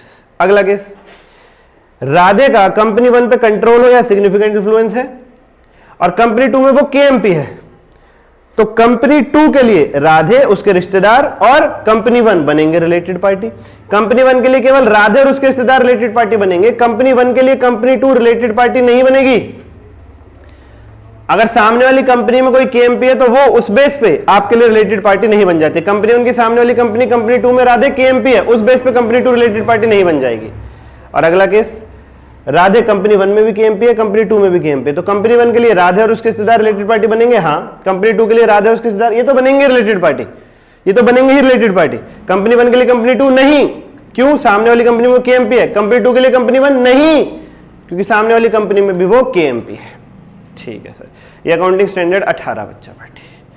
चलिए आगे बढ़ते हैं। आज का आखिरी अकाउंटिंग स्टैंडर्ड AS 19 प्यारे बच्चों, नाम है लीजेस। ये अधिकार देता है एसेट को यूज करने का। लीजेस का मतलब किसी को अपना एसेट यूज करने का अधिकार दे देना। दो टाइप की लीज, फाइनेंस लीज और ऑपरेटिंग लीज। ऑपरेटिंग का मतलब जो लीज फाइनेंस लीज नहीं है वो ऑपरेटिंग, और फाइनेंस लीज कौन सी हो सकती है उसे पहचानने की ये संकेत है। लीज में लिखा हुआ है कि एसेट को ट्रांसफर ही कर दिया जाएगा लीज के एंड पर, तो बन गई फाइनेंस लीज। लेसी के पास ऑप्शन है लीज खत्म हो जाने के बाद एसेट को लोअर प्राइस पे खरीदने का, तो बन गई finance lease. Lessee period is major part of lease period is major part of life of asset. Life asset की 5 साल मेजर पार्ट के लिए आपने दे दिया उसको लीज पर, तो भी वो बन गई finance lease. Present value of minimum lease payment equal to fair value of asset on inception of lease, तो भी बन गई finance lease. Minimum lease payment कैसे आती है, lease rental plus guaranteed residual value. या फिर लेसी स्पेशल एसेट है, वो एसेट ऐसा है जो उसे लेसी ही यूज कर सकता है, किराएदार ही यूज कर सकता है और कोई यूज नहीं कर सकता, तो भी बनी फाइनेंस लीज। लेसी के पास अधिकार है कि वो लीज को कैंसिल कर सकता है और नुकसान की भरपाई लेसर को दे सकता है, तो भी बनी फाइनेंस लीज। गेन लॉस जो फ्लक्चुएशन पे हुआ वो लेसी का होगा, तो भी बनी फाइनेंस लीज। और लीज में ऑप्शन है कि उसे रिन्यू किया जा सकता है खत्म होने के बाद सब्सटैंशियली लोअर रेंट पर, तो भी वो बनी फाइनेंस लीज। AS9 कहां नहीं लगेगा, मॉम, MVP, PC के ऊपर। मॉम से M for mineral rights, O से oil and gas rights, M से मोशन पिक्चर फिल्म्स, V से वीडियो रिकॉर्डिंग, M से मैन्युस्क्रिप्ट्स, P से पेटेंट्स, अगेन P से प्लेज, C से कॉपीराइट्स। उसके बाद एक टर्म आती है ग्रॉस इन्वेस्टमेंट इन लीज। इसका क्या मतलब होता है, minimum lease payment plus unguaranteed residual value. और मिनिमम लीज पेमेंट पीछे सीख लिया आपने, lease rental plus guaranteed residual value. Net investment in lease, इसी ग्रॉस इन्वेस्टमेंट इन लीज की अगर प्रेजेंट वैल्यू निकाल दो बन जाएगा ग्रॉस इन्वेस्टमेंट इन लीज। और GIL minus NIL, gross investment in lease minus net investment in lease, कहलाएगा unearned finance income. अब इनके अकाउंटिंग के बारे में बात कर लेते हैं। फाइनेंसिंग लीज की अकाउंटिंग कैसे होगी और ऑपरेटिंग लीज की अकाउंटिंग कैसे होगी। ऑपरेटिंग लीज के केस में लेसर के यहां, लेसी के यहां अकाउंटिंग कैसे होगी, और फाइनेंसिंग में भी लेसर और लेसी के यहां अकाउंटिंग कैसे होगी। लेसर कौन है, जिसने लीज पे दिया है एसेट। लेसी कौन है, जिसने लीज पे लिया है एसेट, जो किराया चुकाएगा। सबसे पहले बात करते हैं फाइनेंसिंग लीज के केस में लेसर की बुक्स में कैसे रिकॉर्डिंग होगी।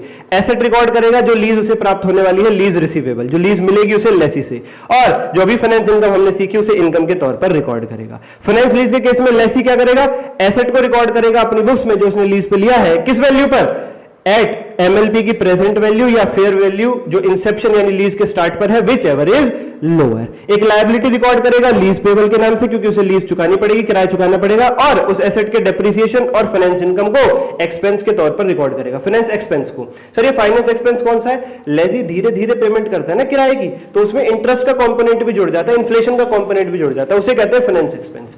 ऑपरेटिंग लीज के केस में लेसर के यहां एसेट रिकॉर्ड होगा जो एसेट उसने लीज पे दे दिया है, एसेट गिवन ऑन लीज, और इनकम रिकॉर्ड होगी लीज रेंट जो उसे मिलने वाली है लेसी से। डेप्रिसिएशन ऑपरेटिंग लीज के केस में लेसर की बुक्स में लगेगा, फाइनेंसिंग लीज की तरह लेसी की बुक्स में नहीं लगेगा। और लेसी को केवल ऑपरेटिंग लीज के केस में जो किराया वो चुकाएगा उसे एक्सपेंस के तौर पर रिकॉर्ड करना है, काम खत्म। आखिरी पॉइंट है sale and lease back transactions. Finance lease back, अगर आपने सेल किया है एसेट और तुरंत उसे लीज पे वापस ले लिया, इसे कहते हैं सेल एंड लीज बैक। और लीज जो वापस ले लिया आपने वो फाइनेंस लीज है, तो वहां पे जो एक्सेस डेफिशिएंसी या इनकम लॉस अराइज होगा उसे डेप्रिसिएशन के रेशो में डेफर करके चलेंगे। और अगर सेल करने के बाद वापस जो लीज पे लिया है वो ऑपरेटिंग लीज है, तो आपको 2 स्टेप्स में काम करना होगा प्यारे बच्चों। स्टेप नंबर 1 पे आपको निकालना होगा रिवाइज्ड कैरिंग अमाउंट, ताकि फिर स्टेप नंबर 2 पे रिवाइज कैरिंग अमाउंट को सेल प्राइस से कंपेयर कर पाओ। सर रिवाइज कैरिंग अमाउंट कैसे आएगा, आपको कंपेयर करना है करंट कैरिंग अमाउंट यानी बुक वैल्यू को फेयर वैल्यू के साथ।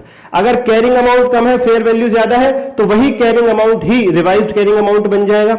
अगर कैरिंग अमाउंट फेयर वैल्यू से ज्यादा है तो कैरिंग अमाउंट को घटा के फेयर वैल्यू पे लेकर के आओगे, फेयर वैल्यू बन जाएगी रिवाइज्ड कैरिंग अमाउंट। ऐसे में जो लॉस होगा कैरिंग अमाउंट को घटाने से उसे P&L में ट्रांसफर किया जाएगा। स्टेप 2, स्टेप 1 में आपने निकाल लिया रिवाइज कैरिंग अमाउंट, अब इसे कंपेयर करो सेल प्राइस से। रिवाइज कैरिंग अमाउंट अगर सेल प्राइस से ज्यादा है तो लॉस है, P&L में जाएगा। रिवाइज कैरिंग अमाउंट अगर कम है सेल प्राइस से तो प्रॉफिट है प्यारे बच्चों। फिर 2 बातें होंगी, फिर फेयर वैल्यू और सेल प्राइस का कंपैरिजन करो। अगर फेयर वैल्यू ज्यादा है तो P&L में, फेयर वैल्यू कम है तो लीज पीरियड में डेफर कर देंगे। एक स्पेशल केस, अगर क्वेश्चन में लिखा है लॉस विल बी कॉम्पेंसेटेड तो डेफर ओवर लीज पीरियड होगा, P&L का ऑप्शन ही खत्म कर देना, भले ही एप्लीकेबल हो रहा हो तब भी। और आखिरी स्पेशल केस, मान लीजिए कैरिंग अमाउंट है 100 रुपए, फेयर वैल्यू है 120 और सेल प्राइस है 150, तो आपका रिवाइज कैरिंग अमाउंट क्या बनेगा, मैंने पीछे सिखाया। अगर कैरिंग अमाउंट कम है और फेयर वैल्यू ज्यादा है तो रिवाइज कैरिंग अमाउंट सेम रहता है, यानी रिवाइज कैरिंग अमाउंट 100 ही रहेगा। और जब आप उसे बेचोगे 150 में तो प्रॉफिट कितने का हुआ, 50 का। तो इस प्रॉफिट में जो पहला 20 है, पहला 20 100 और 120 वाला वो P&L में जाएगा, और जो अगला 30 है ये डेफर होगा लीज पीरियड में। प्यारे बच्चों, खत्म, समाप्त, फिनिश। कमेंट करके मुझे बताओ, कमेंट करके मुझे बताओ जो भी डाउट है आपका इससे रिलेटेड, और अपने नीडी दोस्तों में जरूर शेयर करें। प्यारे बच्चों, आज के लिए इतना ही। Thank you everyone, bye bye, take care. Next आ रहा है हमारे पास accounting standard 20, earning per share. प्यारे बच्चों, ईपीएस दो प्रकार का, बेसिक ईपीएस और डाइल्यूटेड ईपीएस। पहले बात करेंगे बेसिक ईपीएस कैसे निकलता है। Earnings available for equity share holders divided by weighted average number of equity shares outstanding. Weighted average base पे आपको लेना है, और अर्निंग्स कौन सी लेनी है, टैक्स और प्रेफरेंस डिविडेंड की पेमेंट के बाद वाली। अगर लॉस आता है, बेसिक ईपीएस नेगेटिव आ जाता है, तब भी हम उसे रिपोर्ट करके चलेंगे। अगर कोई फर्दर इशू है तो वो बेसिक ईपीएस की कैलकुलेशन में ऐड हो जाता है। अगर बायबैक है तो बेसिक ईपीएस की कैलकुलेशन में लेस कर देते हैं वेटेड एवरेज बेसिस पर प्रोपोर्शनेट करके। अगर पार्टली पेड अप शेयर्स हैं तो उन्हें फुली पेड अप बेसिस पर ही लिया जाएगा। उदाहरण के तौर पर क्वेश्चन में लिखा हुआ है 1 लाख शेयर्स हैं, फेस वैल्यू 10 रुपए है, अभी 5 रुपए ही पेड अप है, तो हम उन्हें 1 lakh into 5/10 50,000 fully paid up shares मान करके बेसिक ईपीएस की कैलकुलेशन में कंसीडर करके चलेंगे। अगर इक्विटी शेयर्स अलग अलग क्लास के हैं, डिविडेंड के बेस पर क्लासिफिकेशन हो रखा है, तो हर क्लास ऑफ डिविडेंड वाले इक्विटी शेयर्स का ईपीएस अलग कैलकुलेट होगा। बोनस शेयर्स को कभी भी टाइम में प्रोपोर्शनेट नहीं किया जाएगा, पूरे 12 महीने के लिए लिया जाएगा। बोनस को कभी भी वेटेड एवरेज नहीं किया जाएगा। बोनस इश्यू के केस में एक बात और ध्यान रखें, पिछले साल का ईपीएस भी रीस्टेट होगा बोनस शेयर्स को डिनोमिनेटर में एडजस्ट करने के बाद, जिसे एडजस्टेड ईपीएस कहते हैं। पिछले साल के ईपीएस के डिनोमिनेटर में जाकर भी बोनस शेयर्स ऐड कर दोगे और एडजस्टेड ईपीएस फिर से निकालोगे, अगर करंट ईयर में आपने बोनस दिया है तो। मर्जर के केस में आपको ए की अर्निंग्स लेनी है बिफोर और आफ्टर मर्जर वाली, बी की अर्निंग्स लेनी है बिफोर मर्जर वाली। मान लीजिए ए ने बी को मर्ज कर लिया, तो उसके बाद आपको ईपीएस कैसे निकालना है, ए की अर्निंग्स बिफोर और आफ्टर मर्जर वाली प्लस बी की अर्निंग्स बिफोर मर्जर वाली। आफ्टर मर्जर तो वो खत्म ही हो गई, आफ्टर मर्जर तो उसकी अर्निंग होंगी नहीं, डिवाइडेड बाय ए के टोटल शेयर्स जो थे और जितने उसने बी को इशू कर दिए वो। नो प्रोपोर्शनेट नहीं करना है यहां पे, आपको प्रोपोर्शनेट नहीं करना है यहां पे, ठीक है सर। जो बी को शेयर्स इशू किए गए प्रोपोर्शनेट मत करना। लेकिन अगर लिखा है amalgamation in the nature of purchase, तो ईपीएस कैसे निकलेगा, ए की अर्निंग्स लेनी है बिफोर और आफ्टर मर्जर वाली, डिवाइडेड बाय ए के शेयर्स प्लस जो ए ने शेयर्स इशू कर दिए बी को, उन्हें प्रोपोर्शनेट बेसिस पर ले लो। राइट इशू अगर है तो उस केस में ईपीएस कैसे निकलेगा, earnings available for equity shareholders divided by shares outstanding plus right issue में जो बोनस वाला हिस्सा है प्लस राइट इशू में जो नॉर्मल शेयर्स वाला हिस्सा है। राइट इशू में जो नॉर्मल शेयर्स वाला हिस्सा है वो कैसे निकलेगा, right issue shares multiplied by right issue price divided by theoretical ex right full value fair value, theoretical ex right fair value proportionate basis पर। सर राइट इशू प्राइस दे रखा होगा, राइट इशू शेयर्स भी दे रखे होंगे, ठीक है multiply कर देंगे, पर डिवाइड करने के लिए theoretical ex right fair value कहां से आएगी, उसका भी फॉर्मूला है shares before right issue multiplied by fair value before right issue plus right issue shares multiplied by right issue price. इस पूरे को डिवाइड कर दीजिए total shares after right issue से, तो आपकी theoretical ex right fair value आ जाएगी। फिर उसे right issue shares into right issue price के डिनोमिनेटर में रखोगे प्रोपोर्शनेट बेसिस पर, तो normal shares on right issue आ जाएगा, और जब राइट इशू के टोटल शेयर्स में से नॉर्मल शेयर्स माइनस कर दोगे तो बोनस शेयर्स कितने हैं राइट इशू में वो भी निकल करके आ जाएगा। राइट इशू के केस में भी प्रीवियस ईयर का ईपीएस रीस्टेट होगा बोनस वाले हिस्से को लेकर के, और अगर क्वेश्चन में लिखा है शेयर स्प्लिट या रिवर्स शेयर स्प्लिट तो सेम ट्रीटमेंट होगा जैसे आप बोनस शेयर्स का करके चल रहे हैं। 10 मिनट में कंसोलिडेशन आज होगा, लाइक तो कर दो, वीडियो का लाइक टारगेट 30 लाइक्स का रखते हैं, अंत तक देखना। कंसोलिडेशन की बैलेंस शीट की पूरी ट्रिक मात्र 10 मिनट के अंदर पेपर में 100% काम आएगी। चलिए शुरू करते हैं बिना किसी देरी के। प्यारे बच्चों, सबसे पहले जो आपको ध्यान रखना है वो ये है कि जो बैलेंस शीट का फॉर्मेट है, मान लीजिए पेपर में कंसोलिडेशन का क्वेश्चन आया है, आप उसे सॉल्व करने बैठ गए हैं, तो आपको क्या करना है प्यारे प्यारे बच्चों, मन के सच्चों, आपको सबसे पहले बैलेंस शीट का फॉर्मेट ऐसे लिखना है, कंपनी का नाम, consolidated balance sheet, date, particulars और अमाउंट्स, पर्टिकुलर अमाउंट। और ये वाला पार्ट जो है, ये फॉर्मेट जो है, ये आपको क्वेश्चन की बैलेंस शीट से चेपना है, या आपको क्वेश्चन की बैलेंस शीट से चेपना है, ठीक है सर। चेपते वक्त आपको कुछ बातों का ध्यान रखना है। पहली बात, रिजर्व एंड सरप्लस के नीचे माइनॉरिटी इंटरेस्ट तुम्हें अपनी तरफ से लिखना होगा, ठीक है सर। अगली बात, पीपीई के नीचे एक लाइन छोड़ोगे, हो सकता है इंटेंजिबल एसेट में गुडविल निकल करके आए। और अगली बात, नॉन करंट इन्वेस्टमेंट, यानी होल्डिंग ने सब्सिडरी में जो इन्वेस्टमेंट कर रखी है वो क्वेश्चन की बैलेंस शीट में दिखेगी आपको। होल्डिंग की बैलेंस शीट में नॉन करंट इन्वेस्टमेंट के नाम से तुम आंसर की बैलेंस शीट में मत लिखना। तो ये हो गया पहला स्टेप। आपको नाम लिखो, कंसोलिडेटेड बैलेंस शीट, डेट डालो, पर्टिकुलर अमाउंट और फॉर्मेट चिप डालो। क्वेश्चन की बैलेंस शीट से चिपते वक्त रिजर्व सरप्लस के नीचे माइनॉरिटी इंटरेस्ट, पीपी के नीचे एक लाइन छोड़ना है और non current investment, holding subsidy जो इन्वेस्टमेंट कर रखी है वो आंसर की बैलेंस शीट में नहीं लिखनी। इन बातों का ध्यान रखना, इन बातों का ध्यान रखना। और प्यारे प्यारे बच्चों, मन के सच्चों, अगर क्वेश्चंस भी करने कंसोलिडेशन के इस ट्रिक के माध्यम से 1 घंटे में बैलेंस शीट वाले सारे क्वेश्चंस, तो मुझे डीएम करना 8851007100। मैं आपको पीडीएफ भी शेयर कर दूंगा ये वाली, और आपको जो है फ्री ऑफ कॉस्ट वो लेक्चर भी दे दूंगा। और बताइए, सबसे पहले शेयर कैपिटल के अमाउंट की ट्रिक है होल्डिंग कंपनी। क्वेश्चन में होल्डिंग कंपनी की जो शेयर कैपिटल दे रखी है वो उठा करके यहाँ लिख दो, बात खत्म। ठीक है, रिजर्व सरप्लस बैलेंसिंग फिगर के तौर पे निकल करके आएगा जब पूरी बैलेंस शीट बन जाएगी। माइनॉरिटी इंटरेस्ट का फॉर्मूला, क्वेश्चन से सब्सिडरी की कैपिटल उठाओ, जो क्वेश्चन ने सब्सिडरी की कैपिटल दे रखी है, एस का मतलब है सब्सिडरी, क्वेश्चन से सब्सिडरी के रिजर्व सरप्लस उठाओ। ठीक है सर, क्वेश्चन में सब्सिडरी के एसेट के रिवैल्यूएशन पे प्रॉफिट है उसे प्लस कर दो, लॉस है तो माइनस कर दो, यानी सब्सिडरी की कैपिटल प्लस सब्सिडरी के reserve surplus plus revaluation profit minus revaluation loss. और प्यारे बच्चों, एक चीज और, रिवैल्यूएशन पर अगर एक्स्ट्रा डेप्रिसिएशन लग रहा है, रिवैल्यूएशन की वजह से किसी एसेट की वैल्यू बढ़ गई, अब डेप्रिसिएशन ज्यादा लगेगा तो वो एक्स्ट्रा डेप्रिसिएशन प्लस कर देना। और अगर रिवैल्यूएशन पे किसी एसेट की वैल्यू गिर गई है, डेप्रिसिएशन अब कम लगेगा, तो वो लेसर डेप्रिसिएशन, ओहो उल्टा बोल दिया, एक्स्ट्रा डेप्रिसिएशन माइनस कर देना, लेसर डेप्रिसिएशन प्लस कर देना, बात खत्म। यानी माइनॉरिटी इंटरेस्ट की क्या ट्रिक है, सब्सिडरी की कैपिटल क्वेश्चन से उठाओ, कैलकुलेटर पे लिखो, प्लस सब्सिडरी के रिजर्व सरप्लस क्वेश्चन से उठाओ, कैलकुलेटर पे लिखो, plus revaluation profit minus revaluation loss minus extra depreciation due to revaluation plus lesser depreciation due to revaluation into minority के पास जितने प्रतिशत शेयर है, काम खत्म, पैसा हजम। लॉन्ग टर्म बोरोइंग, होल्डिंग और सब्सिडरी की जोड़ दो, इस पे स्टडी मेथड में कोई और एडजस्टमेंट नहीं है। Short term borrowing, holding subsidiary की जोड़ दो, ट्रेड पेबल, होल्डिंग और सब्सिडरी के ट्रेड पेबल को जोड़ दो और माइनस कर दो इंट्रा ग्रुप बैलेंस, आपस का लेन देन, होल्डिंग और सब्सिडरी को एक दूसरे से जो लेना देना है वो माइनस कर दो। Cash and cash equivalent, holding plus subsidiary कर दो, होल्डिंग के कैश कैश इक्विवेलेंट उठाओ, सब्सिडरी उठाओ, प्लस कर दो, आंसर में लिख दो। ये सब क्वेश्चन में गिवन होगा, होल्डिंग का कितना है, cash and cash equivalent, subsidiary का कितना है। ट्रेड रिसीवेबल के लिए जैसे ट्रेड पेबल का था, होल्डिंग के ट्रेड रिसीवेबल प्लस सब्सिडरी के ट्रेड रिसीवेबल माइनस आपस का लेन देन इंटर ग्रुप बैलेंस, ये क्वेश्चन में गिवन होता है। इन्वेंट्री के लिए holding plus subsidiary minus stock reserve, holding की इन्वेंट्री में सब्सिडरी की इन्वेंट्री जोड़ दो और स्टॉक रिजर्व माइनस कर दो। होल्डिंग ने सब्सिडरी से जो कमाया है, कई बार होल्डिंग 100 रुपए का सामान अपनी सब्सिडरी को 150 में देती है, 50 रुपए कमाती है, वो जब अलग अलग थे तो ऐसा कर सकते हैं, पर अब बन रहे कंसोलिडेशन, कंसोलिडेटेड बैलेंस शीट, अब एक ही बात है और कोई अपने आप से प्रॉफिट नहीं कमा सकता, अब अलग अलग नहीं है, वो एक ही है, तो वो हटाना पड़ता है यहाँ से। ठीक है सर, और ऊपर भी हटता है, वो ऊपर भी हटता है रिजर्व सरप्लस में, होल्डिंग के प्रॉफिट्स में से, लेकिन वो तो हम बैलेंस फिगर के तौर पे लिख देते हैं। ठीक है सर, अब नोट्स अकाउंट्स भी बनाने, रिजर्व सरप्लस का नोट्स अकाउंट्स कैसे बनता है, तो फिर भाई आपको वीडियो के डिस्क्रिप्शन में एक छोटा सा चार्ट रिवीजन बैच मिलेगा जिसमें पूरे सिलेबस की revision, RTP, PYQ, MCQ, chapter wise test, सब कुछ स्क्रैच से 35 घंटे में, पहली बार लोगे तो भी सब कुछ समझ में आएगा, जितना जल्दी ले लोगे उतना फायदा रहेगा। वहां पे नोट्स अकाउंट्स के प्रॉपर समेत पूरा लिखवा करके सॉल्व करवाया हुआ है। आप प्यारे बच्चों पीपी, बहुत ही सिंपल, होल्डिंग के पीपी की वैल्यू उठाओ बैलेंस शीट से, क्वेश्चन की बैलेंस शीट से, सब्सिडरी की उठाओ, सब्सिडरी में जो रिवैल्यूएशन का प्रॉफिट हुआ है प्लस कर दो, लॉस हुआ माइनस कर दो और रिवैल्यूड फिगर पर डेप्रिसिएशन निकाल के माइनस कर दो, खत्म। क्वेश्चन से होल्डिंग का पीपी उठाया, land, building, plant, machinery, furniture, ये सब।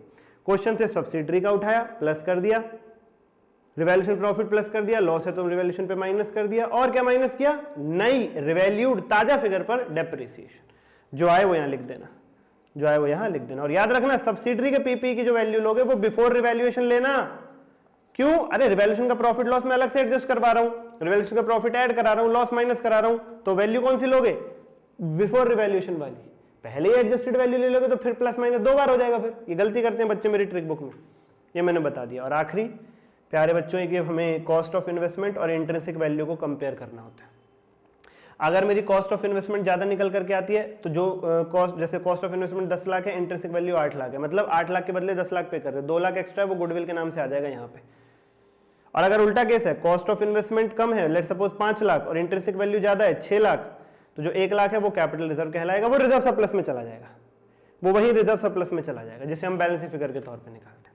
ठीक है sir, cost of investment question में गिवन होती है, इंट्रिंसिक वैल्यू का क्या फॉर्मूला है, सब्सिडरी की कैपिटल, सब्सिडरी के प्री एक्विजिशन वाले रिजर्व प्रॉफिट और revaluation profit plus revaluation loss minus into जो भी होल्डिंग के पास जितने परसेंट शेयर हैं सब्सिडरी के। काम खत्म, पैसा जमा। आई रिपीट अगेन, पीपी के नीचे जो लाइन छोड़ी है इसमें दो चीजों को कंपेयर करना है, सीओआई और intrinsic value, cost of investment और इंट्रिंसिक वैल्यू। सीओआई ज्यादा है तो यहां लिख देना इंटेंजिबल एसेट में गुडविल, और अगर इंट्रिंसिक वैल्यू ज्यादा है तो वो कैपिटलिज्म में चला जाएगा, रिजर्व सरप्लस में।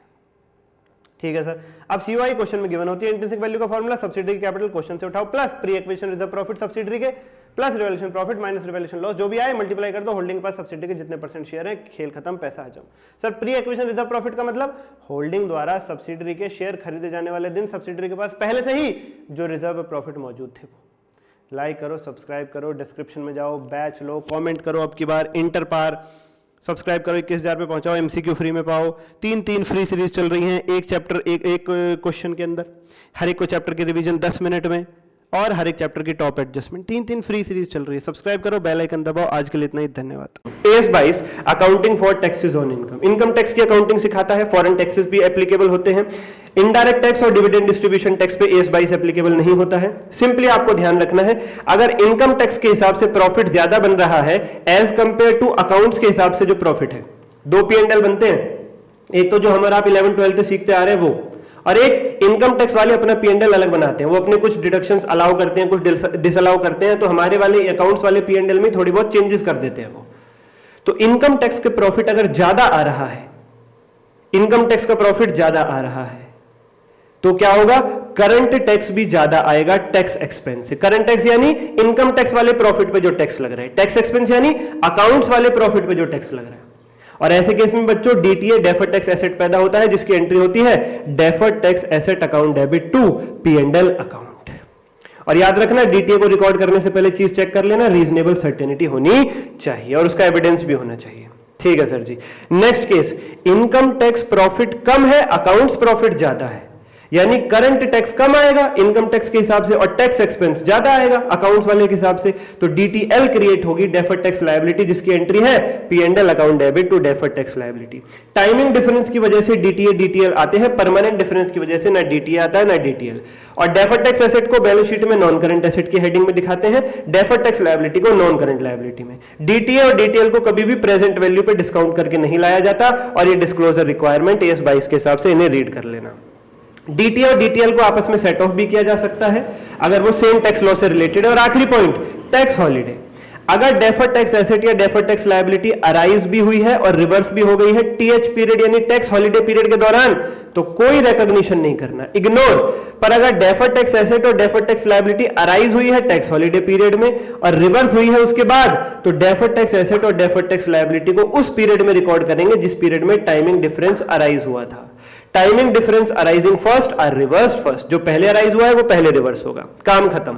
AS 23 accounting for investment in associates, in consolidated financial statement investment is to be recorded at cost. AS 23 क्या है, अगर आपके पास किसी कंपनी के 20% से लेकर 50% तक शेयर्स हैं, 20 से लेकर 50 के बीच, एग्जैक्ट 20 एग्जैक्ट 50 हो तब भी चलेगा, तो वो कंपनी बनेगी आपकी एसोसिएट।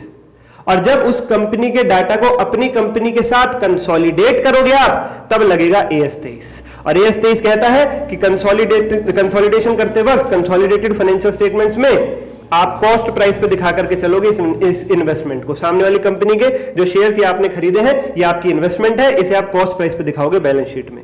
कोई गुडविल कैपिटल रिजर्व अगर निकल के आया है तो सेपरेटली डिस्क्लोज करो। कैसे आएगा गुडविल कैपिटल रिजर्व, वही जो कंसोलिडेशन में 21 में सिखाया था अभी, कॉस्ट ऑफ इन्वेस्टमेंट और इंट्रिंसिक वैल्यू का कंपैरिजन कर लेना।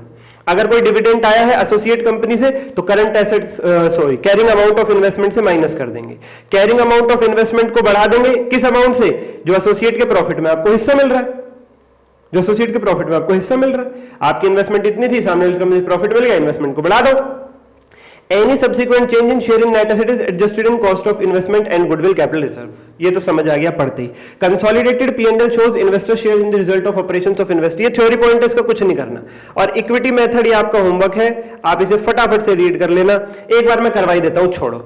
मोस्ट इंपॉर्टेंट पॉइंट्स, AS 23 में कंसोलिडेशन करने के लिए जो आपकी एसोसिएट कंपनी है, जब उसके डाटा को अपनी कंपनी के साथ कंसोलिडेट करोगे तो इक्विटी मेथड है जो कुछ महत्वपूर्ण बातें बताता है। पहली बात वो बताता है कि जो pre acquisition reserves and profits हैं सामने वाली कंपनी के, उसमें इन्वेस्टिंग कंपनी यानी आपका जो हिस्सा है उसे शेयर इन नेट एसेट में ऐड कर देंगे व्हाइल कैलकुलेटिंग गुडविल कैपिटलिज्म निकालते वक्त। ये शेयर इन नेट एसेट वही है जो AS 21 में इंट्रिंसिक वैल्यू हम कहते हैं, गुडविल कैपिटलिज्म निकालते वक्त उसी को AS 23 में शेयर इन नेट एसेट कह देते हैं। फर्क इतना ही है, अगर 50% से ज्यादा शेयर है तो AS 21 और अगर 20 से 50 शेयर है तो AS 23, बाकी नामों का फर्क है और कुछ नहीं। पोस्ट एक्विजिशन रिजर्व्स का क्या करना है, आपने जिस कंपनी के 20 से 50% शेयर खरीद रखे हैं उस कंपनी के जो पोस्ट एक्विजिशन रिजर्व्स हैं उसमें जो आपका हिस्सा है उसे इन्वेस्टमेंट की कैरिंग वैल्यू में ऐड कर देंगे कंसोलिडेटेड बैलेंस शीट में। और अगर कोई डिविडेंड रिसीव हुआ है, अगर हमने सामने वाली कंपनी के 20 से 50% शेयर खरीद रखे हैं और उस कंपनी से हमें कुछ डिविडेंड मिला है, चाहे वो प्री एक्विजिशन से मिला हो चाहे वो पोस्ट एक्विजिशन से मिला हो, हम उसे कैरिंग वैल्यू ऑफ इन्वेस्टमेंट से रिड्यूस करके चलेंगे कंसोलिडेटेड बैलेंस शीट में। काम खत्म, काम खत्म। AS 24 डिसकंटिन्यूइंग ऑपरेशन, थोड़ा सा स्पेलिंग एरर है, एडजस्ट करेंगे बच्चों।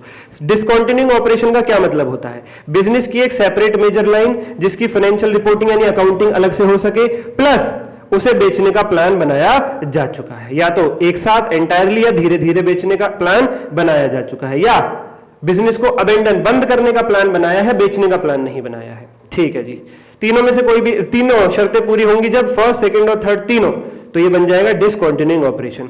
क्या अगर बिजनेस में डिसकंटिन्यूइंग ऑपरेशन आ जाता है तो गोइंग कंसर्न एबिलिटी हर्ट होती है? नहीं। AS 24 कब ट्रिगर होता है, जब किसी डिसकंटिन्यूइंग ऑपरेशन को बंद करने का प्लान भी बना दिया है आपने, प्लान को अनाउंस भी कर दिया है और एग्रीमेंट एंटर कर लिया है आपने उस डिसकंटिन्यूइंग ऑपरेशन के एसेट्स को बेचने के लिए, which ever is earlier, which ever is earlier.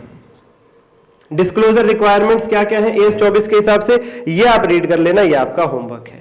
और डिस्क्लोजर जो भी है वो सेपरेट होने चाहिए हर डिसकंटिन्यूइंग ऑपरेशन के लिए, और डिस्क्लोजर्स को अगर बीच बीच में अपडेट करने की जरूरत है तो आप लगातार अपडेट भी करके चलेंगे। AS 25 interim financial reporting. Interim financial reports क्या होती हैं, balance sheet, P&L, cash flow statement, audit report और नोट्स टू अकाउंट्स, इनको कहते हैं फाइनेंशियल रिपोर्ट्स। अगर इन्हें 12 महीने से कम पीरियड के लिए बनाया जाता है तो कहलाती है इंटरिम फाइनेंशियल रिपोर्ट्स। ये दो प्रकार की हो सकती हैं, कंप्लीट और कंडेंस्ड। कंप्लीट का मतलब एक एक फिगर डाली गई है, कंडेंस्ड का मतलब पिछली वाली इंटरिम फाइनेंशियल रिपोर्ट से बस अपडेटेड डाटा डाला गया है, जिसमें चेंजेस हैं जिन फिगर्स में बस उनको डाला गया है। Shorter first year is not interim period. अगर बिजनेस का पहला साल है, मान लीजिए नवंबर में कोई कंपनी क्रिएट हुई है, तो नवंबर, दिसंबर, जनवरी, फरवरी, मार्च, वो तो 5 महीनों का ही डाटा बनाएगी। क्या उसे इंटरिम फाइनेंशियल रिपोर्ट बोलेंगे? नहीं, क्योंकि उसके पास बचे हुए 7 महीने थे ही नहीं, वो मजबूर है 5 महीनों का डाटा बनाने के लिए। जो कंपनी जानबूझकर 12 महीने से कम पीरियड का डाटा बनाती है उसे कहते हैं इंटरिम फाइनेंशियल रिपोर्ट्स।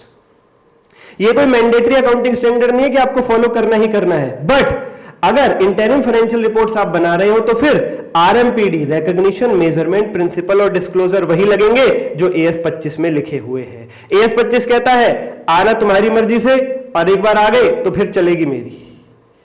लड़के ने कह दिया लड़के से शादी करनी है तुम्हारी मर्जी, पर अगर एक बार कर ली तो फिर चलेगी मेरी।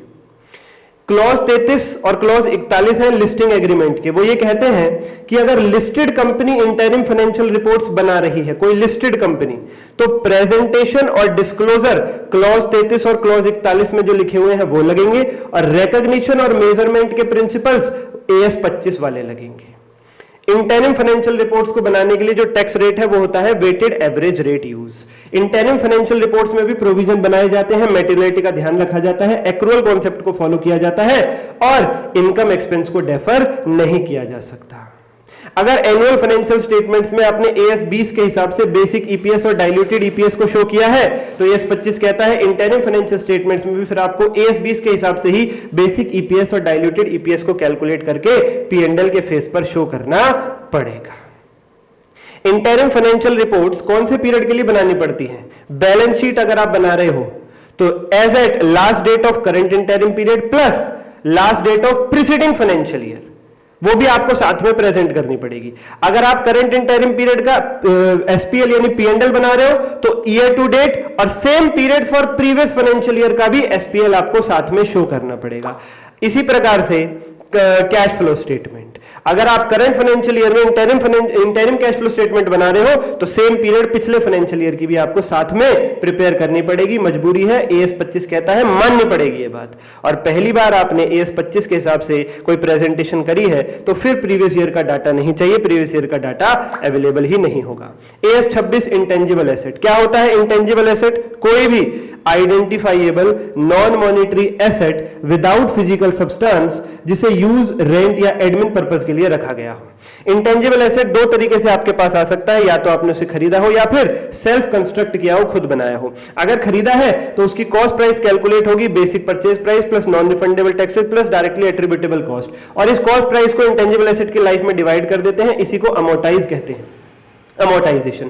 सेल्फ कंस्ट्रक्ट का जो इंटेंजिबल एसेट है उसको सेल्फ कंस्ट्रक्ट करने में दो फेज लगते हैं, पहले रिसर्च और फिर डेवलपमेंट। रिसर्च फेज का सारा खर्चा P&L में जाएगा और डेवलपमेंट फेज का खर्चा कैपिटलाइज होगा अगर तीन शर्तें पूरी हो रही हैं तो। Enterprise is intended to finish plus cost can be measured reliably plus technical feasibility है। अगर शर्त टूटी तो फिर डेवलपमेंट फेज का खर्चा भी कैपिटलाइज नहीं होगा, P&L में जाएगा।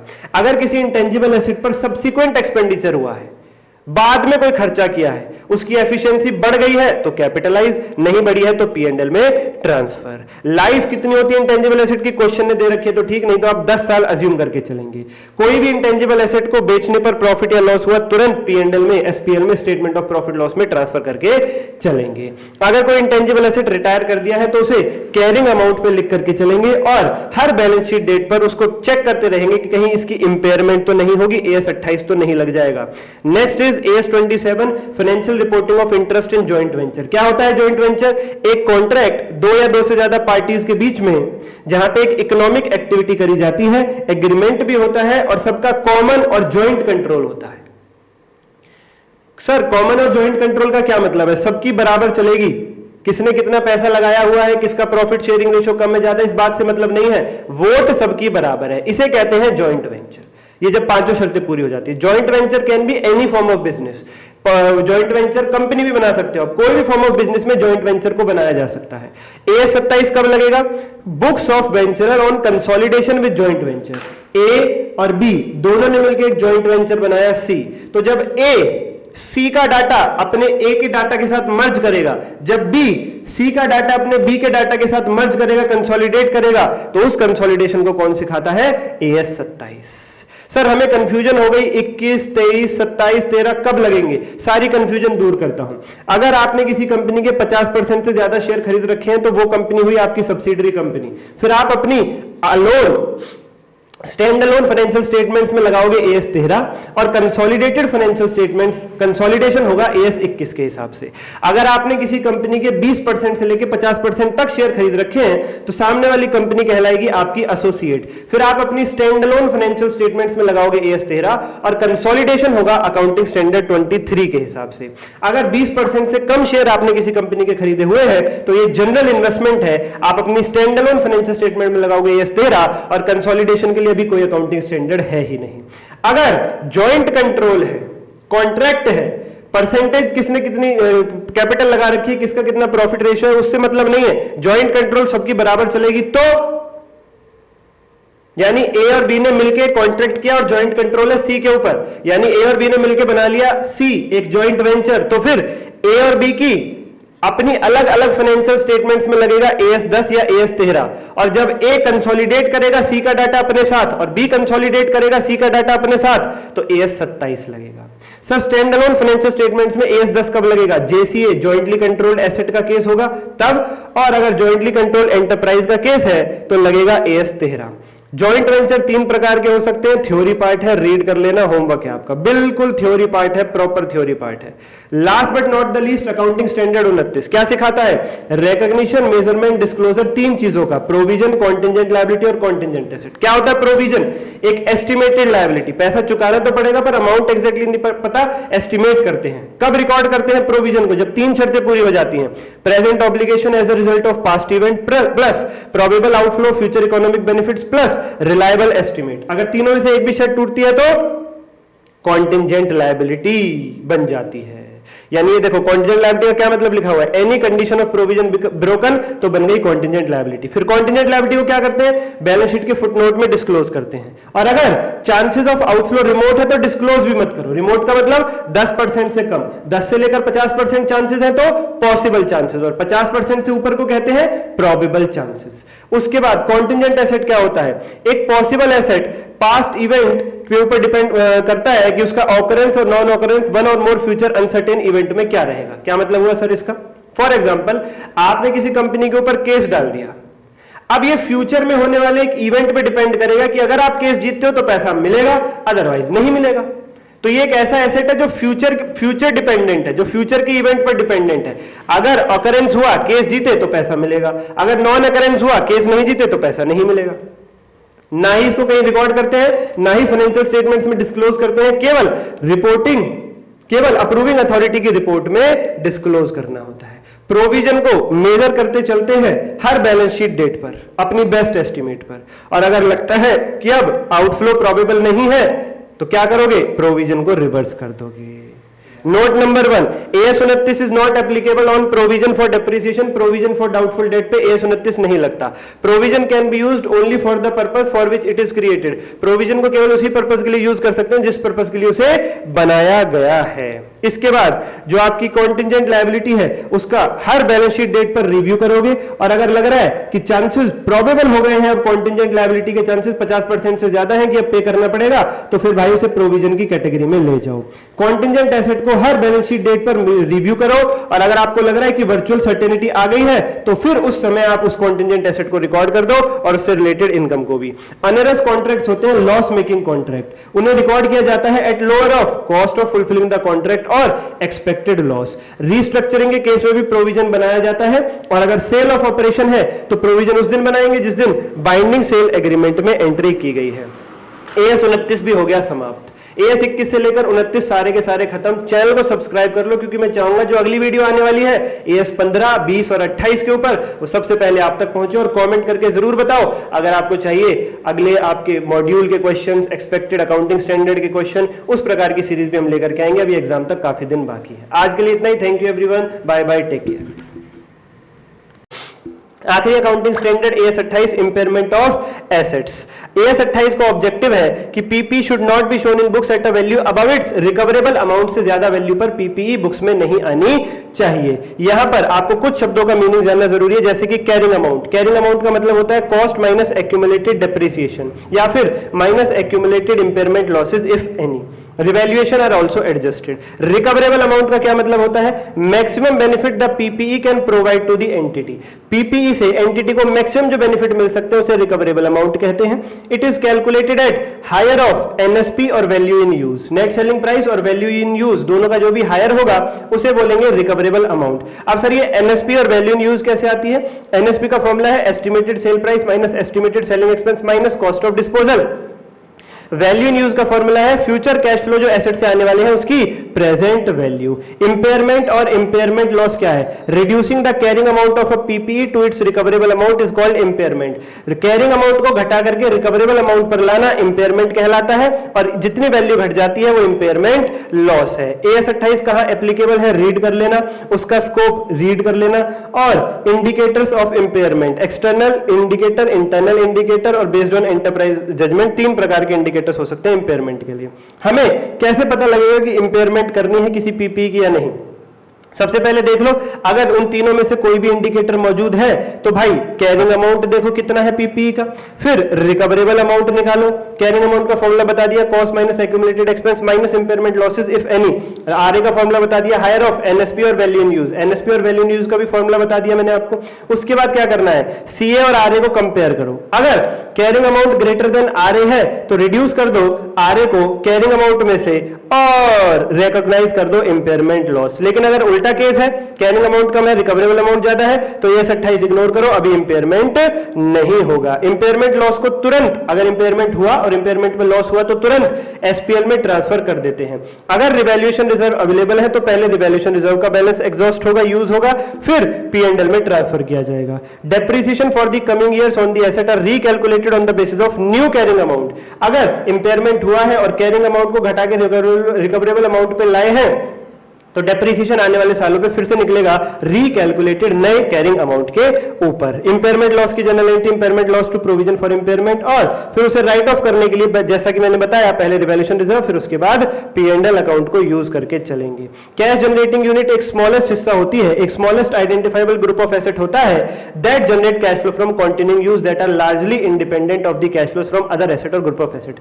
बिजनेस का वो एक अलग ग्रुप ऑफ एसेट जो खुद इंडिपेंडेंटली कैश फ्लोज जनरेट करने की हिम्मत रखता है, उसे कहते हैं कैश जनरेटिंग यूनिट। अगर if there is an indicator for impairment of a PP, किसी पीपी को इंपेयर करना है, उसकी कैरिंग अमाउंट को घटा करके रिकवरेबल अमाउंट पे लाना है, तीन में से कोई एक इंडिकेटर मौजूद हो गया है, and recoverable amount of such PP is not determinable, और हम उस पीपीई का रिकवरेबल अमाउंट नहीं ढूंढ पा रहे हैं। अगर आपने कोई इंडिकेटर आया है इंपेयरमेंट का तो क्या करना पड़ेगा, करंट कैरिंग अमाउंट और रिकवरेबल अमाउंट को मैच करना पड़ेगा, और रिकवरेबल अमाउंट हम निकाल नहीं पा रहे। तो ऐसे केस में वो पीपीई जिस कैश जनरेटिंग यूनिट को बिलोंग करता है, उस पूरी कैश जनरेटिंग यूनिट का रिकवरेबल अमाउंट यूज किया जाएगा।